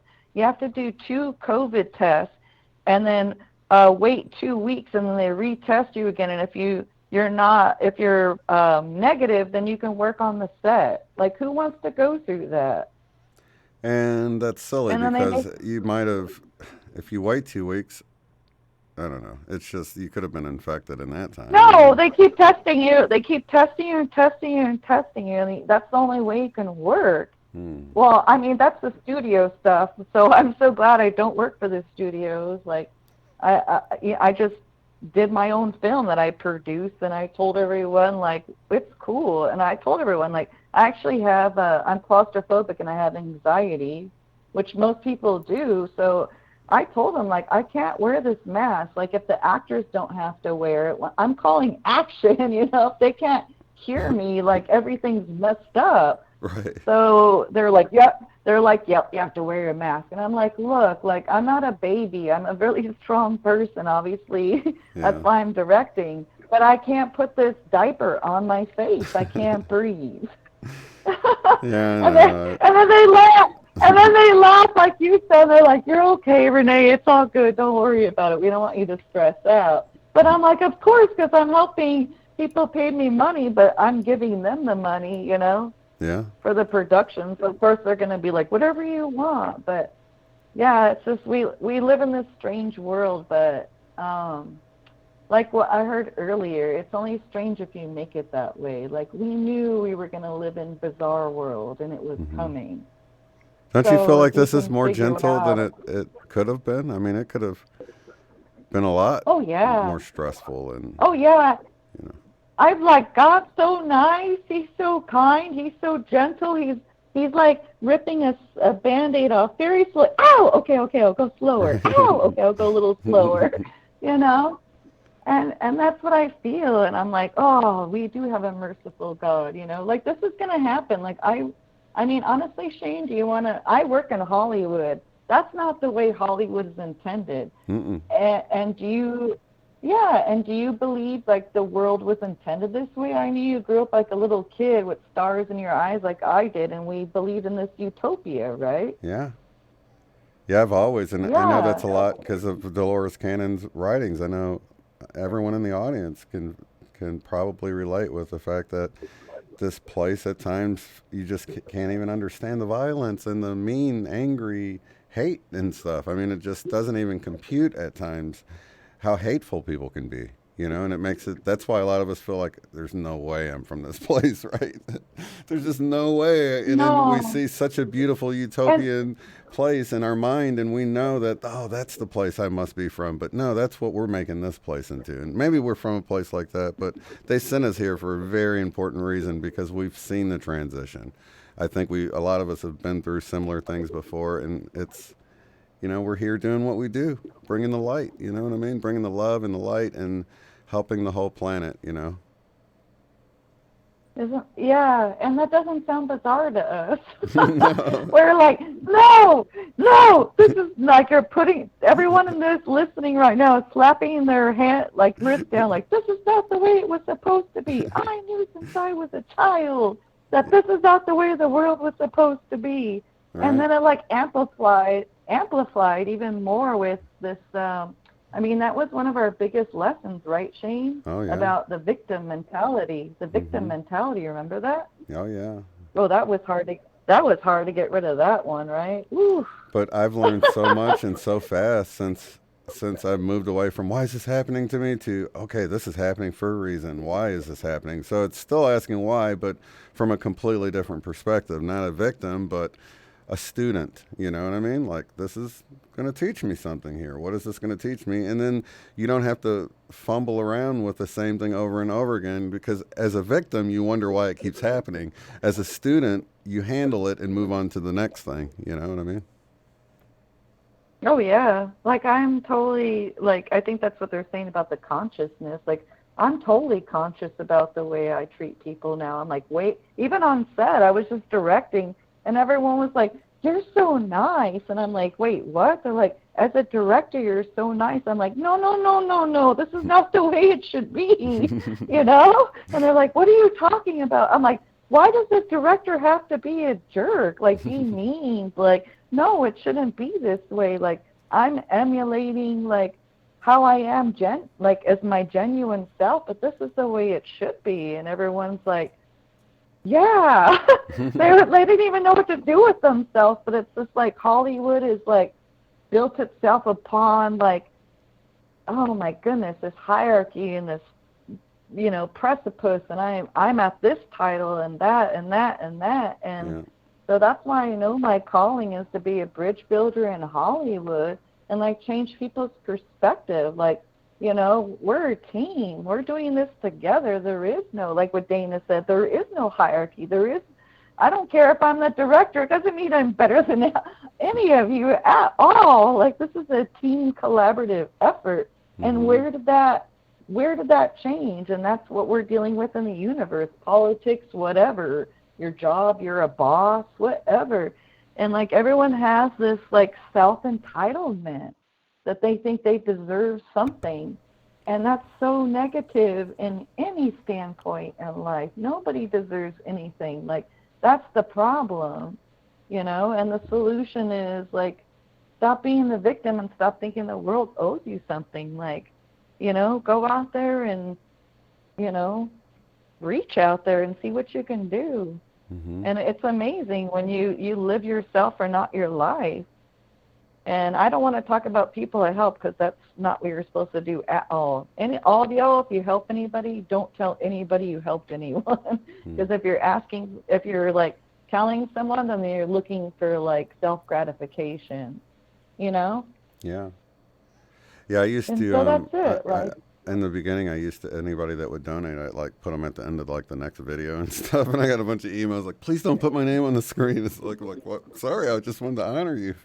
Like, no, just don't. I'm like, okay. So I stopped doing that or whatever. But, Yeah, it's Yeah, people yeah. want to be anonymous more than not, I find, and or just doing it in the chat or whatever, because that's kind of cool, and try to rally up other support or whatever. You know what I mean? But for the most part, it's like people just love to give. They love to be anonymous about it. It's just that energy exchange. They just love to support what you're doing. So what is what is it like to be out and about in LA at this time? Are people masked everywhere? Oh my gosh, we have well, I don't. I'm cool with my city. I shot guerrilla style in my city, and I know the police, and nobody bugged me. Right. So you have to know your community in your town. Like, don't just be in your own universe. This is the time where you get to know your community, your neighbors, everyone. So you're like, hey, what's up? If you don't have that, then they're gonna pick on you. They're all like little bullies. Oh, really? Yeah. So, yeah, we have Gavin Newsom. It's like getting ridiculous here. What they want to do. But luckily I'm in my own little. I'm not in I work in Hollywood, but I don't live there. I moved away because I had how we have that feeling, like everyone's getting the feeling to get out of town, right now. Yeah, so I had this really big feeling. I was around a lot of negative people right when I met your channel. So 2 years ago, I was like, get out of Hollywood. And so I'm in a community-based area, like what Dana was saying. Like, I just gave zucchini from my garden to the neighbors, and then they gave me another plant. We did an exchange. I borrowed a table I needed for my set from my movie for, the catering, and they didn't even charge me. They said, oh, go ahead and borrow it, So, yeah, so I think everyone, no matter where you live at, you need to build a community, because otherwise everyone's going to be all against you, especially in Hollywood and California where I live at. It's getting insane. It's worse than San Francisco, so I'm not feeling the wrath yet, but everything is happening bad in San Francisco. Oh, by the way, Shane, did you know that their Uber and Lyft are going to shut down? No, I in didn't. California? Yeah. Okay, so we're going through the worst time right now where people can't afford their cars, right? My car got stolen in my spiritual awakening. Right, My I remember Audi that. A4 that I paid. Yeah, my Audi A4 that I was fronting like I'm fancy and stuff. Yeah, that I bought that. And 2 months after I finally paid off that slave of a car I owned, it got stolen. And I haven't had a car ever since. I've been Ubering, and I live in a city where everything's 5 minutes away, every store you can think of. So I ride my bike around like a New Yorker. So yeah, so Gavin, they're suing Uber and Lyft for them not being employees. Mm-hmm. So they're suing and want to shut down Uber and Lyft for them saying that they're independent contractors and not employees. But some people work full time, right? Mm-hmm. So that's what they're getting them for. Could that happen how would they do that right now? When people probably lost their cars, they just maybe they don't have a job, they just need to get to the mom's house or something, right? And they want to get rid of it. Over some people working full-time and some people working part-time. So that they always fight for that in California, that 1090, it's not even 1099, it changed to A85 or something like that. Isn't that ridiculous? Out of all the time in the world, why would you take that away from people? So now they're trying to take away in California people's way to get to work or whatever, somebody's situation. I told you my situation. They're trying to take that away from us, so we can't go anywhere. That's crazy. And then I'm sure that the taxi companies have scaled back with Uber and Lyft, so they're probably not going to be able to handle the extra demand if everybody starts having to take a taxi, right? No, they're not going to be able to, because it was a really good system they had. But my point is that when my car got stolen, Shane, I was like a light worker in the Uber or the Lyft. I met so many people that were like, wow, I need to hear that right now, Renee. They would just strike up a conversation. Mm-hmm. And it would be I met a guy on the way of meeting a light workers group, and I missed my other Uber, got picked up by another guy, and he goes, I know who you are, and he played a song. The song said, let there be light, let there be light. And he makes music on top of driving the Uber and gave me a free CD of a song that's called Light for Light Workers. Wow. In the Uber. So that's what I'm saying. Like, every time I've gotten an Uber or Lyft, what they're trying to do is the same thing like the mask. They're trying to take away from people communicating with each other, regular, everyday people. Because, you know, taxi people don't talk to anybody, you know. But Uber and Lyft drivers are just like you and me. They're like, hey, by the way, I'm also like me, a director. I'm also an actor. I'm also, I also am a nurse. And I just moved here. And my husband, I had to do this, to make ends meet. So they're trying to take away this on purpose, to take away the human contact, because honestly, Uber and Lyft drivers are regular people and they want to talk. Mm-hmm.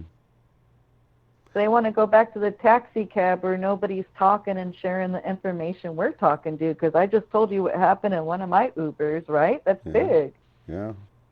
Yeah, it's like taking us away to meet each other and talk. And I have the mask on and people are like, what? And I'm like, I take it off. Like, you have to put that on. I'm like, but you can't understand me. So, yeah, I believe that's what they're really trying to do.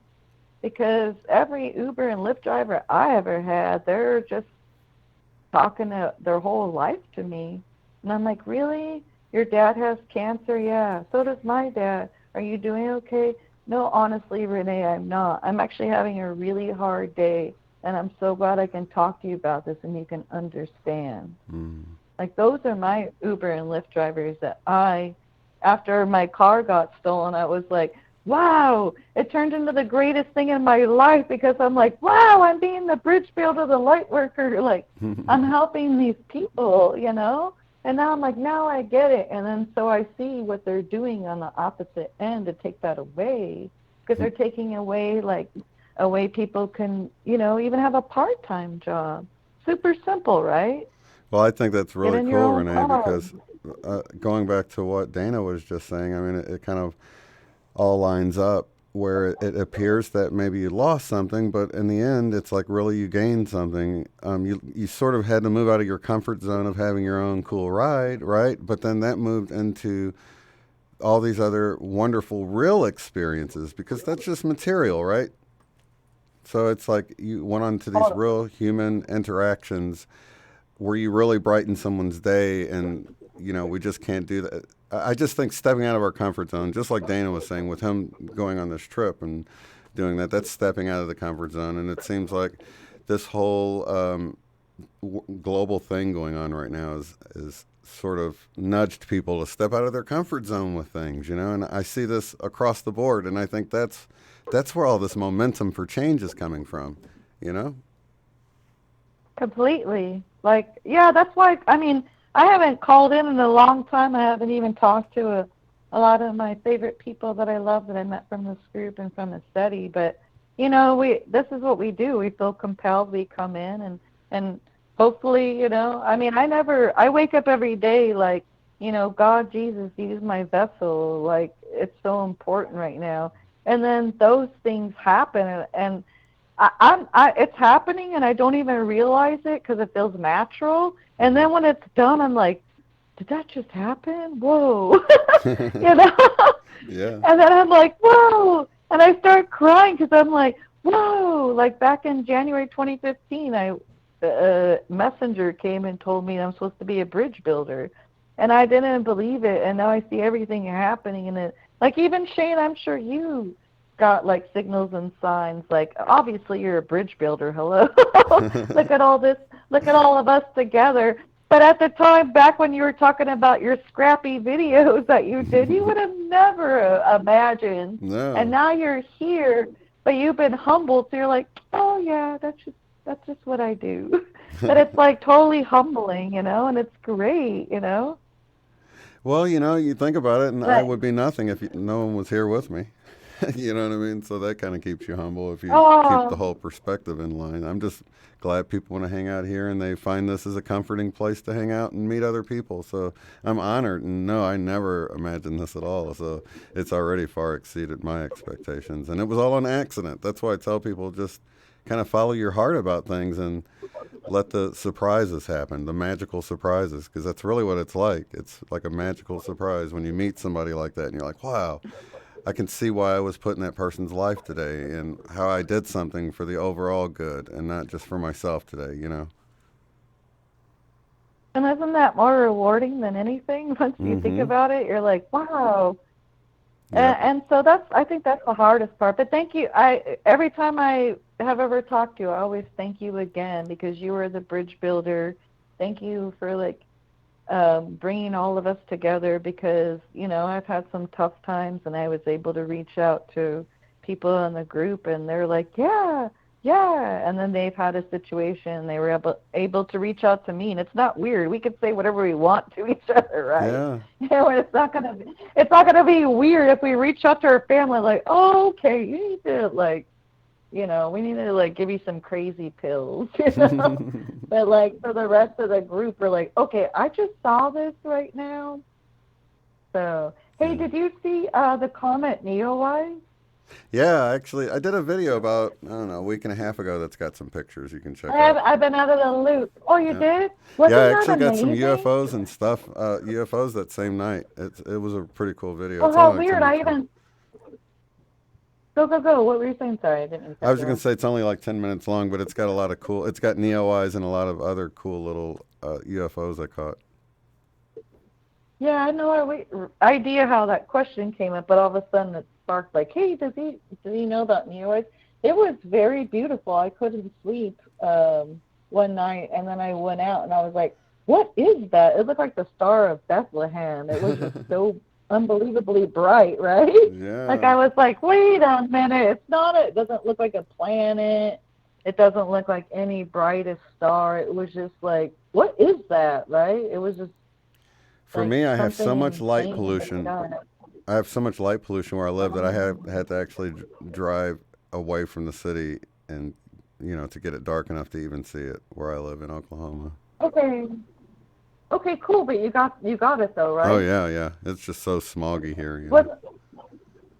But when you got away from all the smog, your eyeballs were like, what am I seeing, right? Oh yeah. It catches your eye because it was so big in the sky. It covered a large area, so it really, out of the corner of your eye, it would really catch your eye because it was so large. But you knew it wasn't a planet or a star, right? So it was like weird for your brain to comprehend. What is this thing? Well, I was looking for it when I went. I was actually looking for it.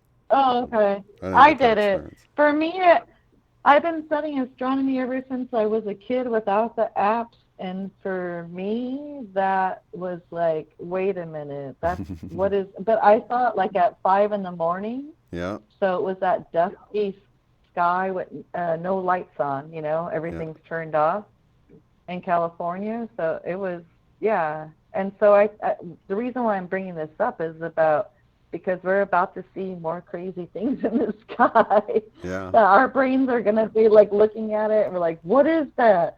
I can't comprehend this. And so the reason why I wanted to say that is just like, we gotta just get our eyeballs prepared and our hearts prepared for what we're about to see. And keep looking up, you guys. That's the main thing.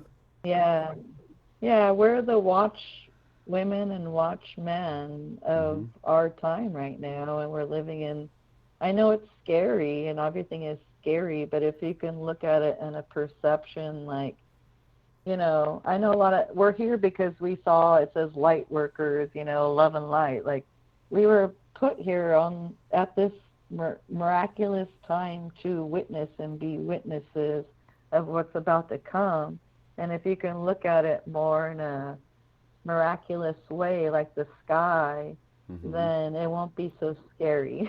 Right. It's more exciting when you really look at the change and realize how we've gotten this far on accident, quote unquote, because like we were just saying, things unfold and you just don't even realize what's going to happen. And then there you are and you're like, wow, this is a cool synchronicity. I can tell I'm in that vortex of creation that Esther or Abraham Hicks talks about. So it's like getting in that vortex of creation and going with the flow and not really worrying about too far ahead. And just if you're in the now in that vortex, you know you're going to end up in the right place. And I always use the analogy of driving on the highway at night with your headlights. Your headlights only shine just a little bit ahead of you, but that's all you need. You just need to see right in front of you and keep moving, you know? Yeah. Yeah. Trust your team above that. Yeah, that's awesome. You know? Yeah. So I just, yeah, and everyone, and I see a lot of people that have been here for a while on your channel. I just want everyone to reflect, like, this is what we've gone, we thought was the hardest times beforehand to build up our ourselves for this, you know, to be strong, build our hearts up, build our souls, build our minds. And I love what Dana said. So now it's stop worrying about yourself, figure out how, like, you can help others. And when my garden was growing, my garden was dying, and I was like, what's wrong with my garden? They're like, have you thought about talking to it? You know, I have my parrot Phoenix. Yeah. And like, just like you talk to your bird, right? He wants to hear your voice. So I started talking to the plants, and I was like a nursery, right? And they're being born into this earth, and I would touch them, and I was like, hi, welcome to this world. I'm going to take care of you, and I'm not going to let anything happen to you. I had like the biggest zucchini, like world record, after I did that. And I was like, wow, it's so important, like so important the way we speak to things, everything. Yeah. Everything is so important the way we speak to it. And so that's why you have to, like, oh, it's so easy to be a jerk, right? Shane, you just want to kick everything and be mad and punch everybody. That's easy. You know what's hard is to be like, okay, I want to punch that right now, but I'm going to be in my consciousness, and I'm going to stop because I know better. Right. Forgive them, Father. They not know what they do, but I know better. Right? You let them off the hook, but not me. I know better. So I literally saw some guy, like, flip his mind out. I accidentally got in his way, and he was cursing up the yin, like every word he could think of. And I was like, oh, and this is what I said to him, literally. I'm like, oh, I'm sorry. Wow, you must be having a really terrible day. I'm so sorry you're so hurt. I didn't mean to do that to you. I'm sorry. And his head looked like like it turned in, I don't even know, like Beetlejuice? I don't know, where his head was like, all crazy. He didn't even know what to say after that. And I was like, God bless you. God bless you. I'm so sorry. Like, you're going through such a hard time. I hope it gets better for you. And he didn't know what to do with himself. He's like, blah, blah, blah, blah, like Beetlejuice, like The Exorcist. Like, he didn't know what to do with himself, because everybody wants you to be what? Dramatic and get angry back with them, you know? Right. But I didn't cower. Now everyone's like punching, and you can like be nice, and they'll punch you in the face. So it's getting a little crazier now these days. So you have to run, run. But yeah. So I mean, that was weird to witness that. I was like, what's wrong with this? He looked like a movie, you know. I wonder if that turn the other cheek is about turning and running. Yeah, totally. We have to do that now. I don't even think I can carry on a conversation. Now people are just like, do you see that guy working at Macy's? They're punching him for being nice. Yeah. Run, Forrest. Turn the other cheek and run! Ooh, let's not talk about that guy. Don't say that guy's name. He's in trouble. Oh, yeah. In Hollywood? Yeah. So tell me, are you getting around in Hollywood right now, like in the industry, or I guess you're probably pretty secluded. Are you just working with your people? Yeah, I kind of go into my projects and do my thing, but remember what I told you? They're doing like ridiculous COVID tests. Oh, and my friend's a nurse. Oh, I'll tell you this story. So my friend's a nurse, and she got 3 test kits. She put one on her plant, on her dog, and then she didn't even open one, and she sent it to the lab. Guess what? They all tested positive. What? Oh my gosh. Yeah, so you know what she told me? She's like, girl, I know you need to work in Hollywood because they want to do, remember I told you the COVID testing you want to do for you to work on set. Like I'm talking about that long Q-tip going through your nose. They want to keep, and then send it in. So she told me, she's like, what do you have in your savings account? Can you live off of your savings account for a little bit? Because these are false positives. She said, don't get tested. A lot of them are false positives. She said, I tested a plant and it had COVID. And then they're like, well, maybe someone sneezed on it. She's like, my dogs have COVID. She's like, but I didn't open that one. So tell me that. And so that's smart of her, right? I was like, that's super smart. To plant the dog and then don't even open one and send it back. So it came back positive. And then she told me that at her hospital, they get $2,700 back if you say the person died of COVID. Yeah. That's I think it was. That loud. Shoot. I got to go in hiding now. Yeah, isn't that insane? So she told me, Renee, I know you need to work in Hollywood, but don't. There's some stuff I can work in Hollywood that don't do the crazy COVID test, but that's like, you know, the big studio stuff, you know, that's like Fort Knox, where they scan your head, scan your ID, and when you walk in, you feel like it's like a military complex. Yeah. It's really scary. Yeah, it's pretty scary, Shane. The way you walk in, I was like, okay, I don't want this job, I'm walking out. They look at you like you're already infected. I know, it was crazy. I had to go to an eye doctor appointment today, and it was like, I guess, you know, they took my temperature, I had to wear a mask, and, you know, I was like, man, I couldn't do this all day like this. It's just, I was trying to breathe real deep, and then, I don't know, it's just, I'm glad it was short-lived. I was in and out of there in like 45 minutes, but still, it kind of sucked. Could you imagine an 8-hour day of that? Sure can't. No, I can't.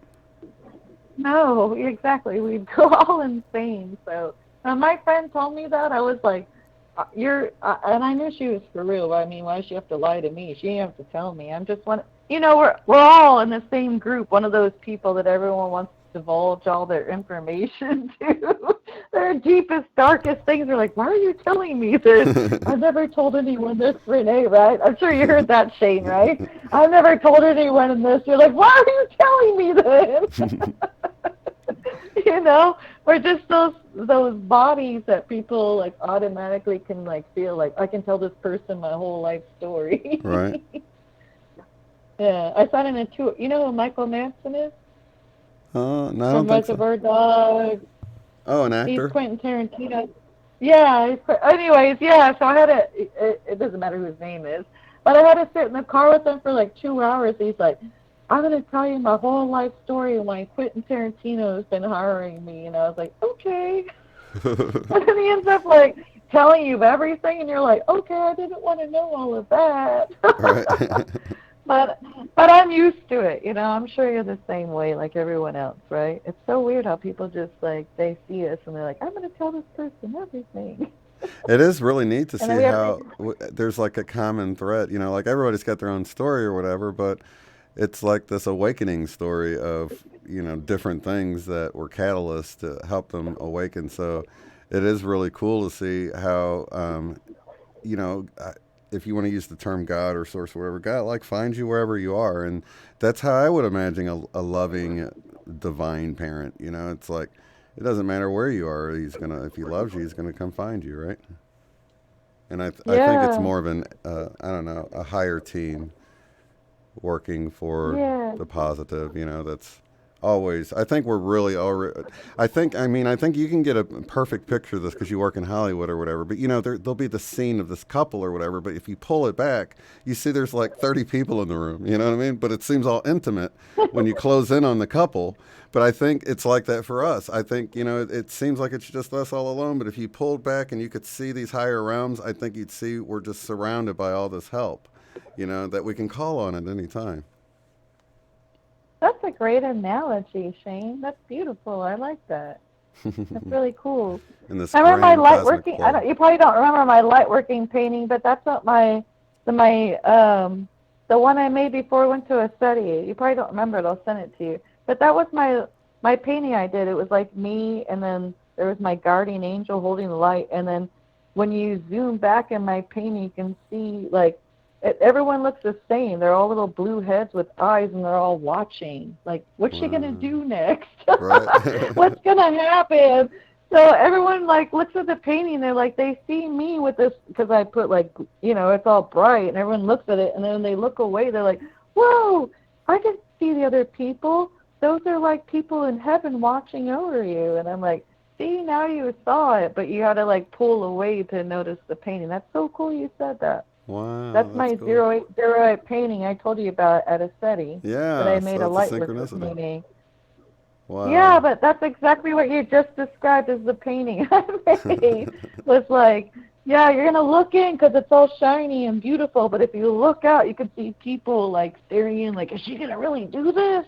I don't think so. Yeah, you should send like that our to me. ancestors, the other people we know that have passed on. Like, I don't know, right? Yeah. Yeah, yeah, that's cool.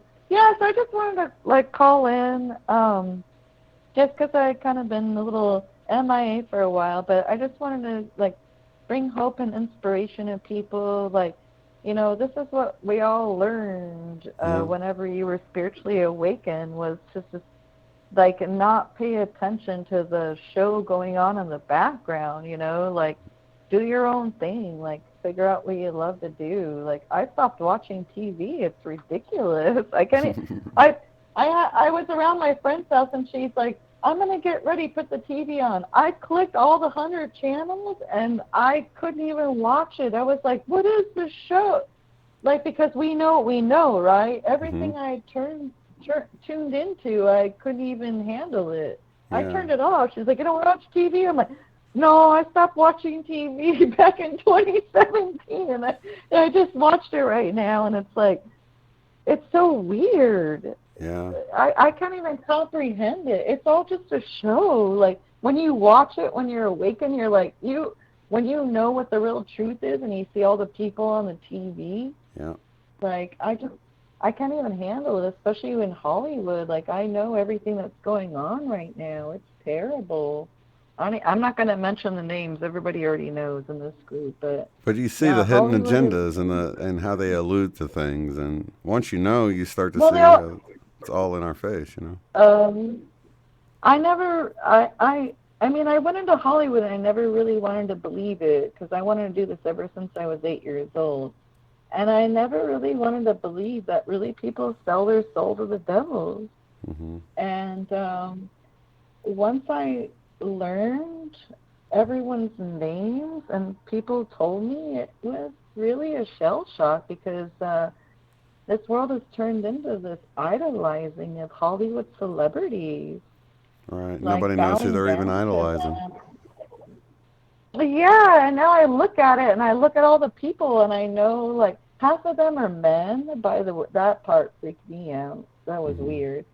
But most of them sold their soul to the devil. I mean, there's nothing wrong if you want to be that way, but there's just so much deception, right? Like you think that they try to sell you like, oh, you know this person. It's like, and it's pretty bad. There's I would say not everyone in Hollywood's bad. I'm not going to mention any names, but I'm telling you about at least 70% are bad. That's a lot. Like really, really, even things you couldn't even comprehend that bad.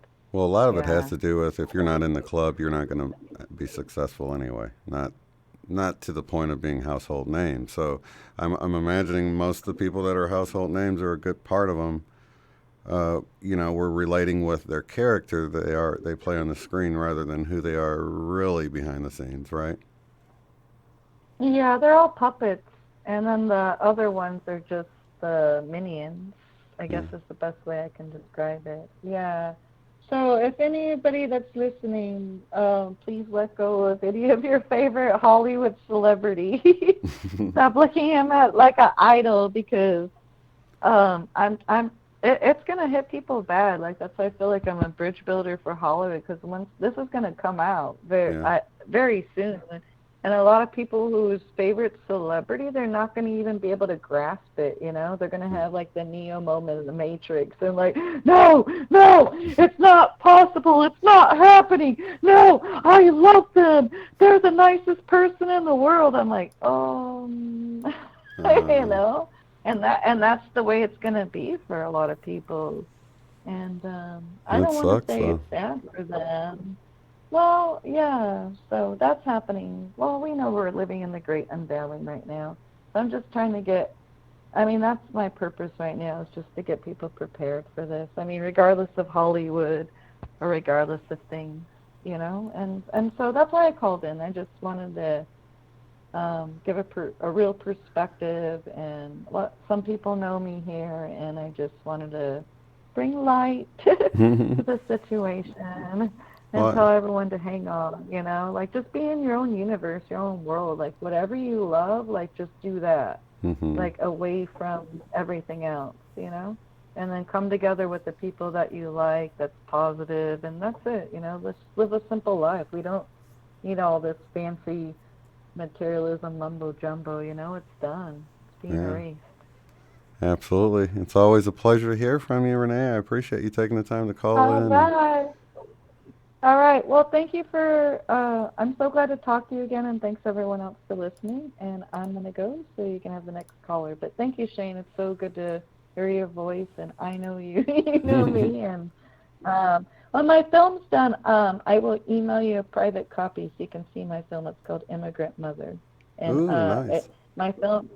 My film's about ending human trafficking. So at the end of my film, it says End Human Trafficking, and it's dedicated to my uncle who passed away this year, who served 30 years in the police force, and everyone's giving, like, for the LA County Sheriff's Department.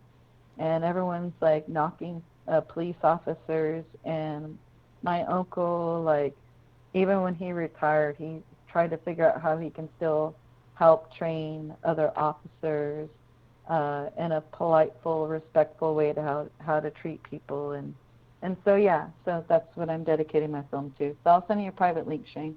Awesome, and then we'll come back and have you on to talk about it when you're ready to release it to the broader audience. Okay, cool. All right, Shane. All right, lots of love. love to you. Thank you so much. Okay, bye-bye. All right, take care. You too, bye. Bye. Awesome, Renee Garcia, you guys.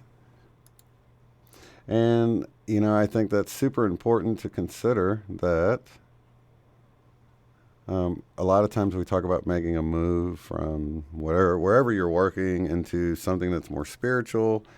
But if that's not where your heart is at, if your heart is wherever you're working and doing, if you're doing it with love and you enjoy doing it and it's not a spiritual job, it's important we have people everywhere doing whatever they love to do, whether it's working at, you know, the sanitation company or just whatever it is. We need people everywhere shining their light. So I'd say if you're where you're happy, stay there and shine your light. Lots of love and light to each and every one of you guys. We'll see you on the next one. Have a good one.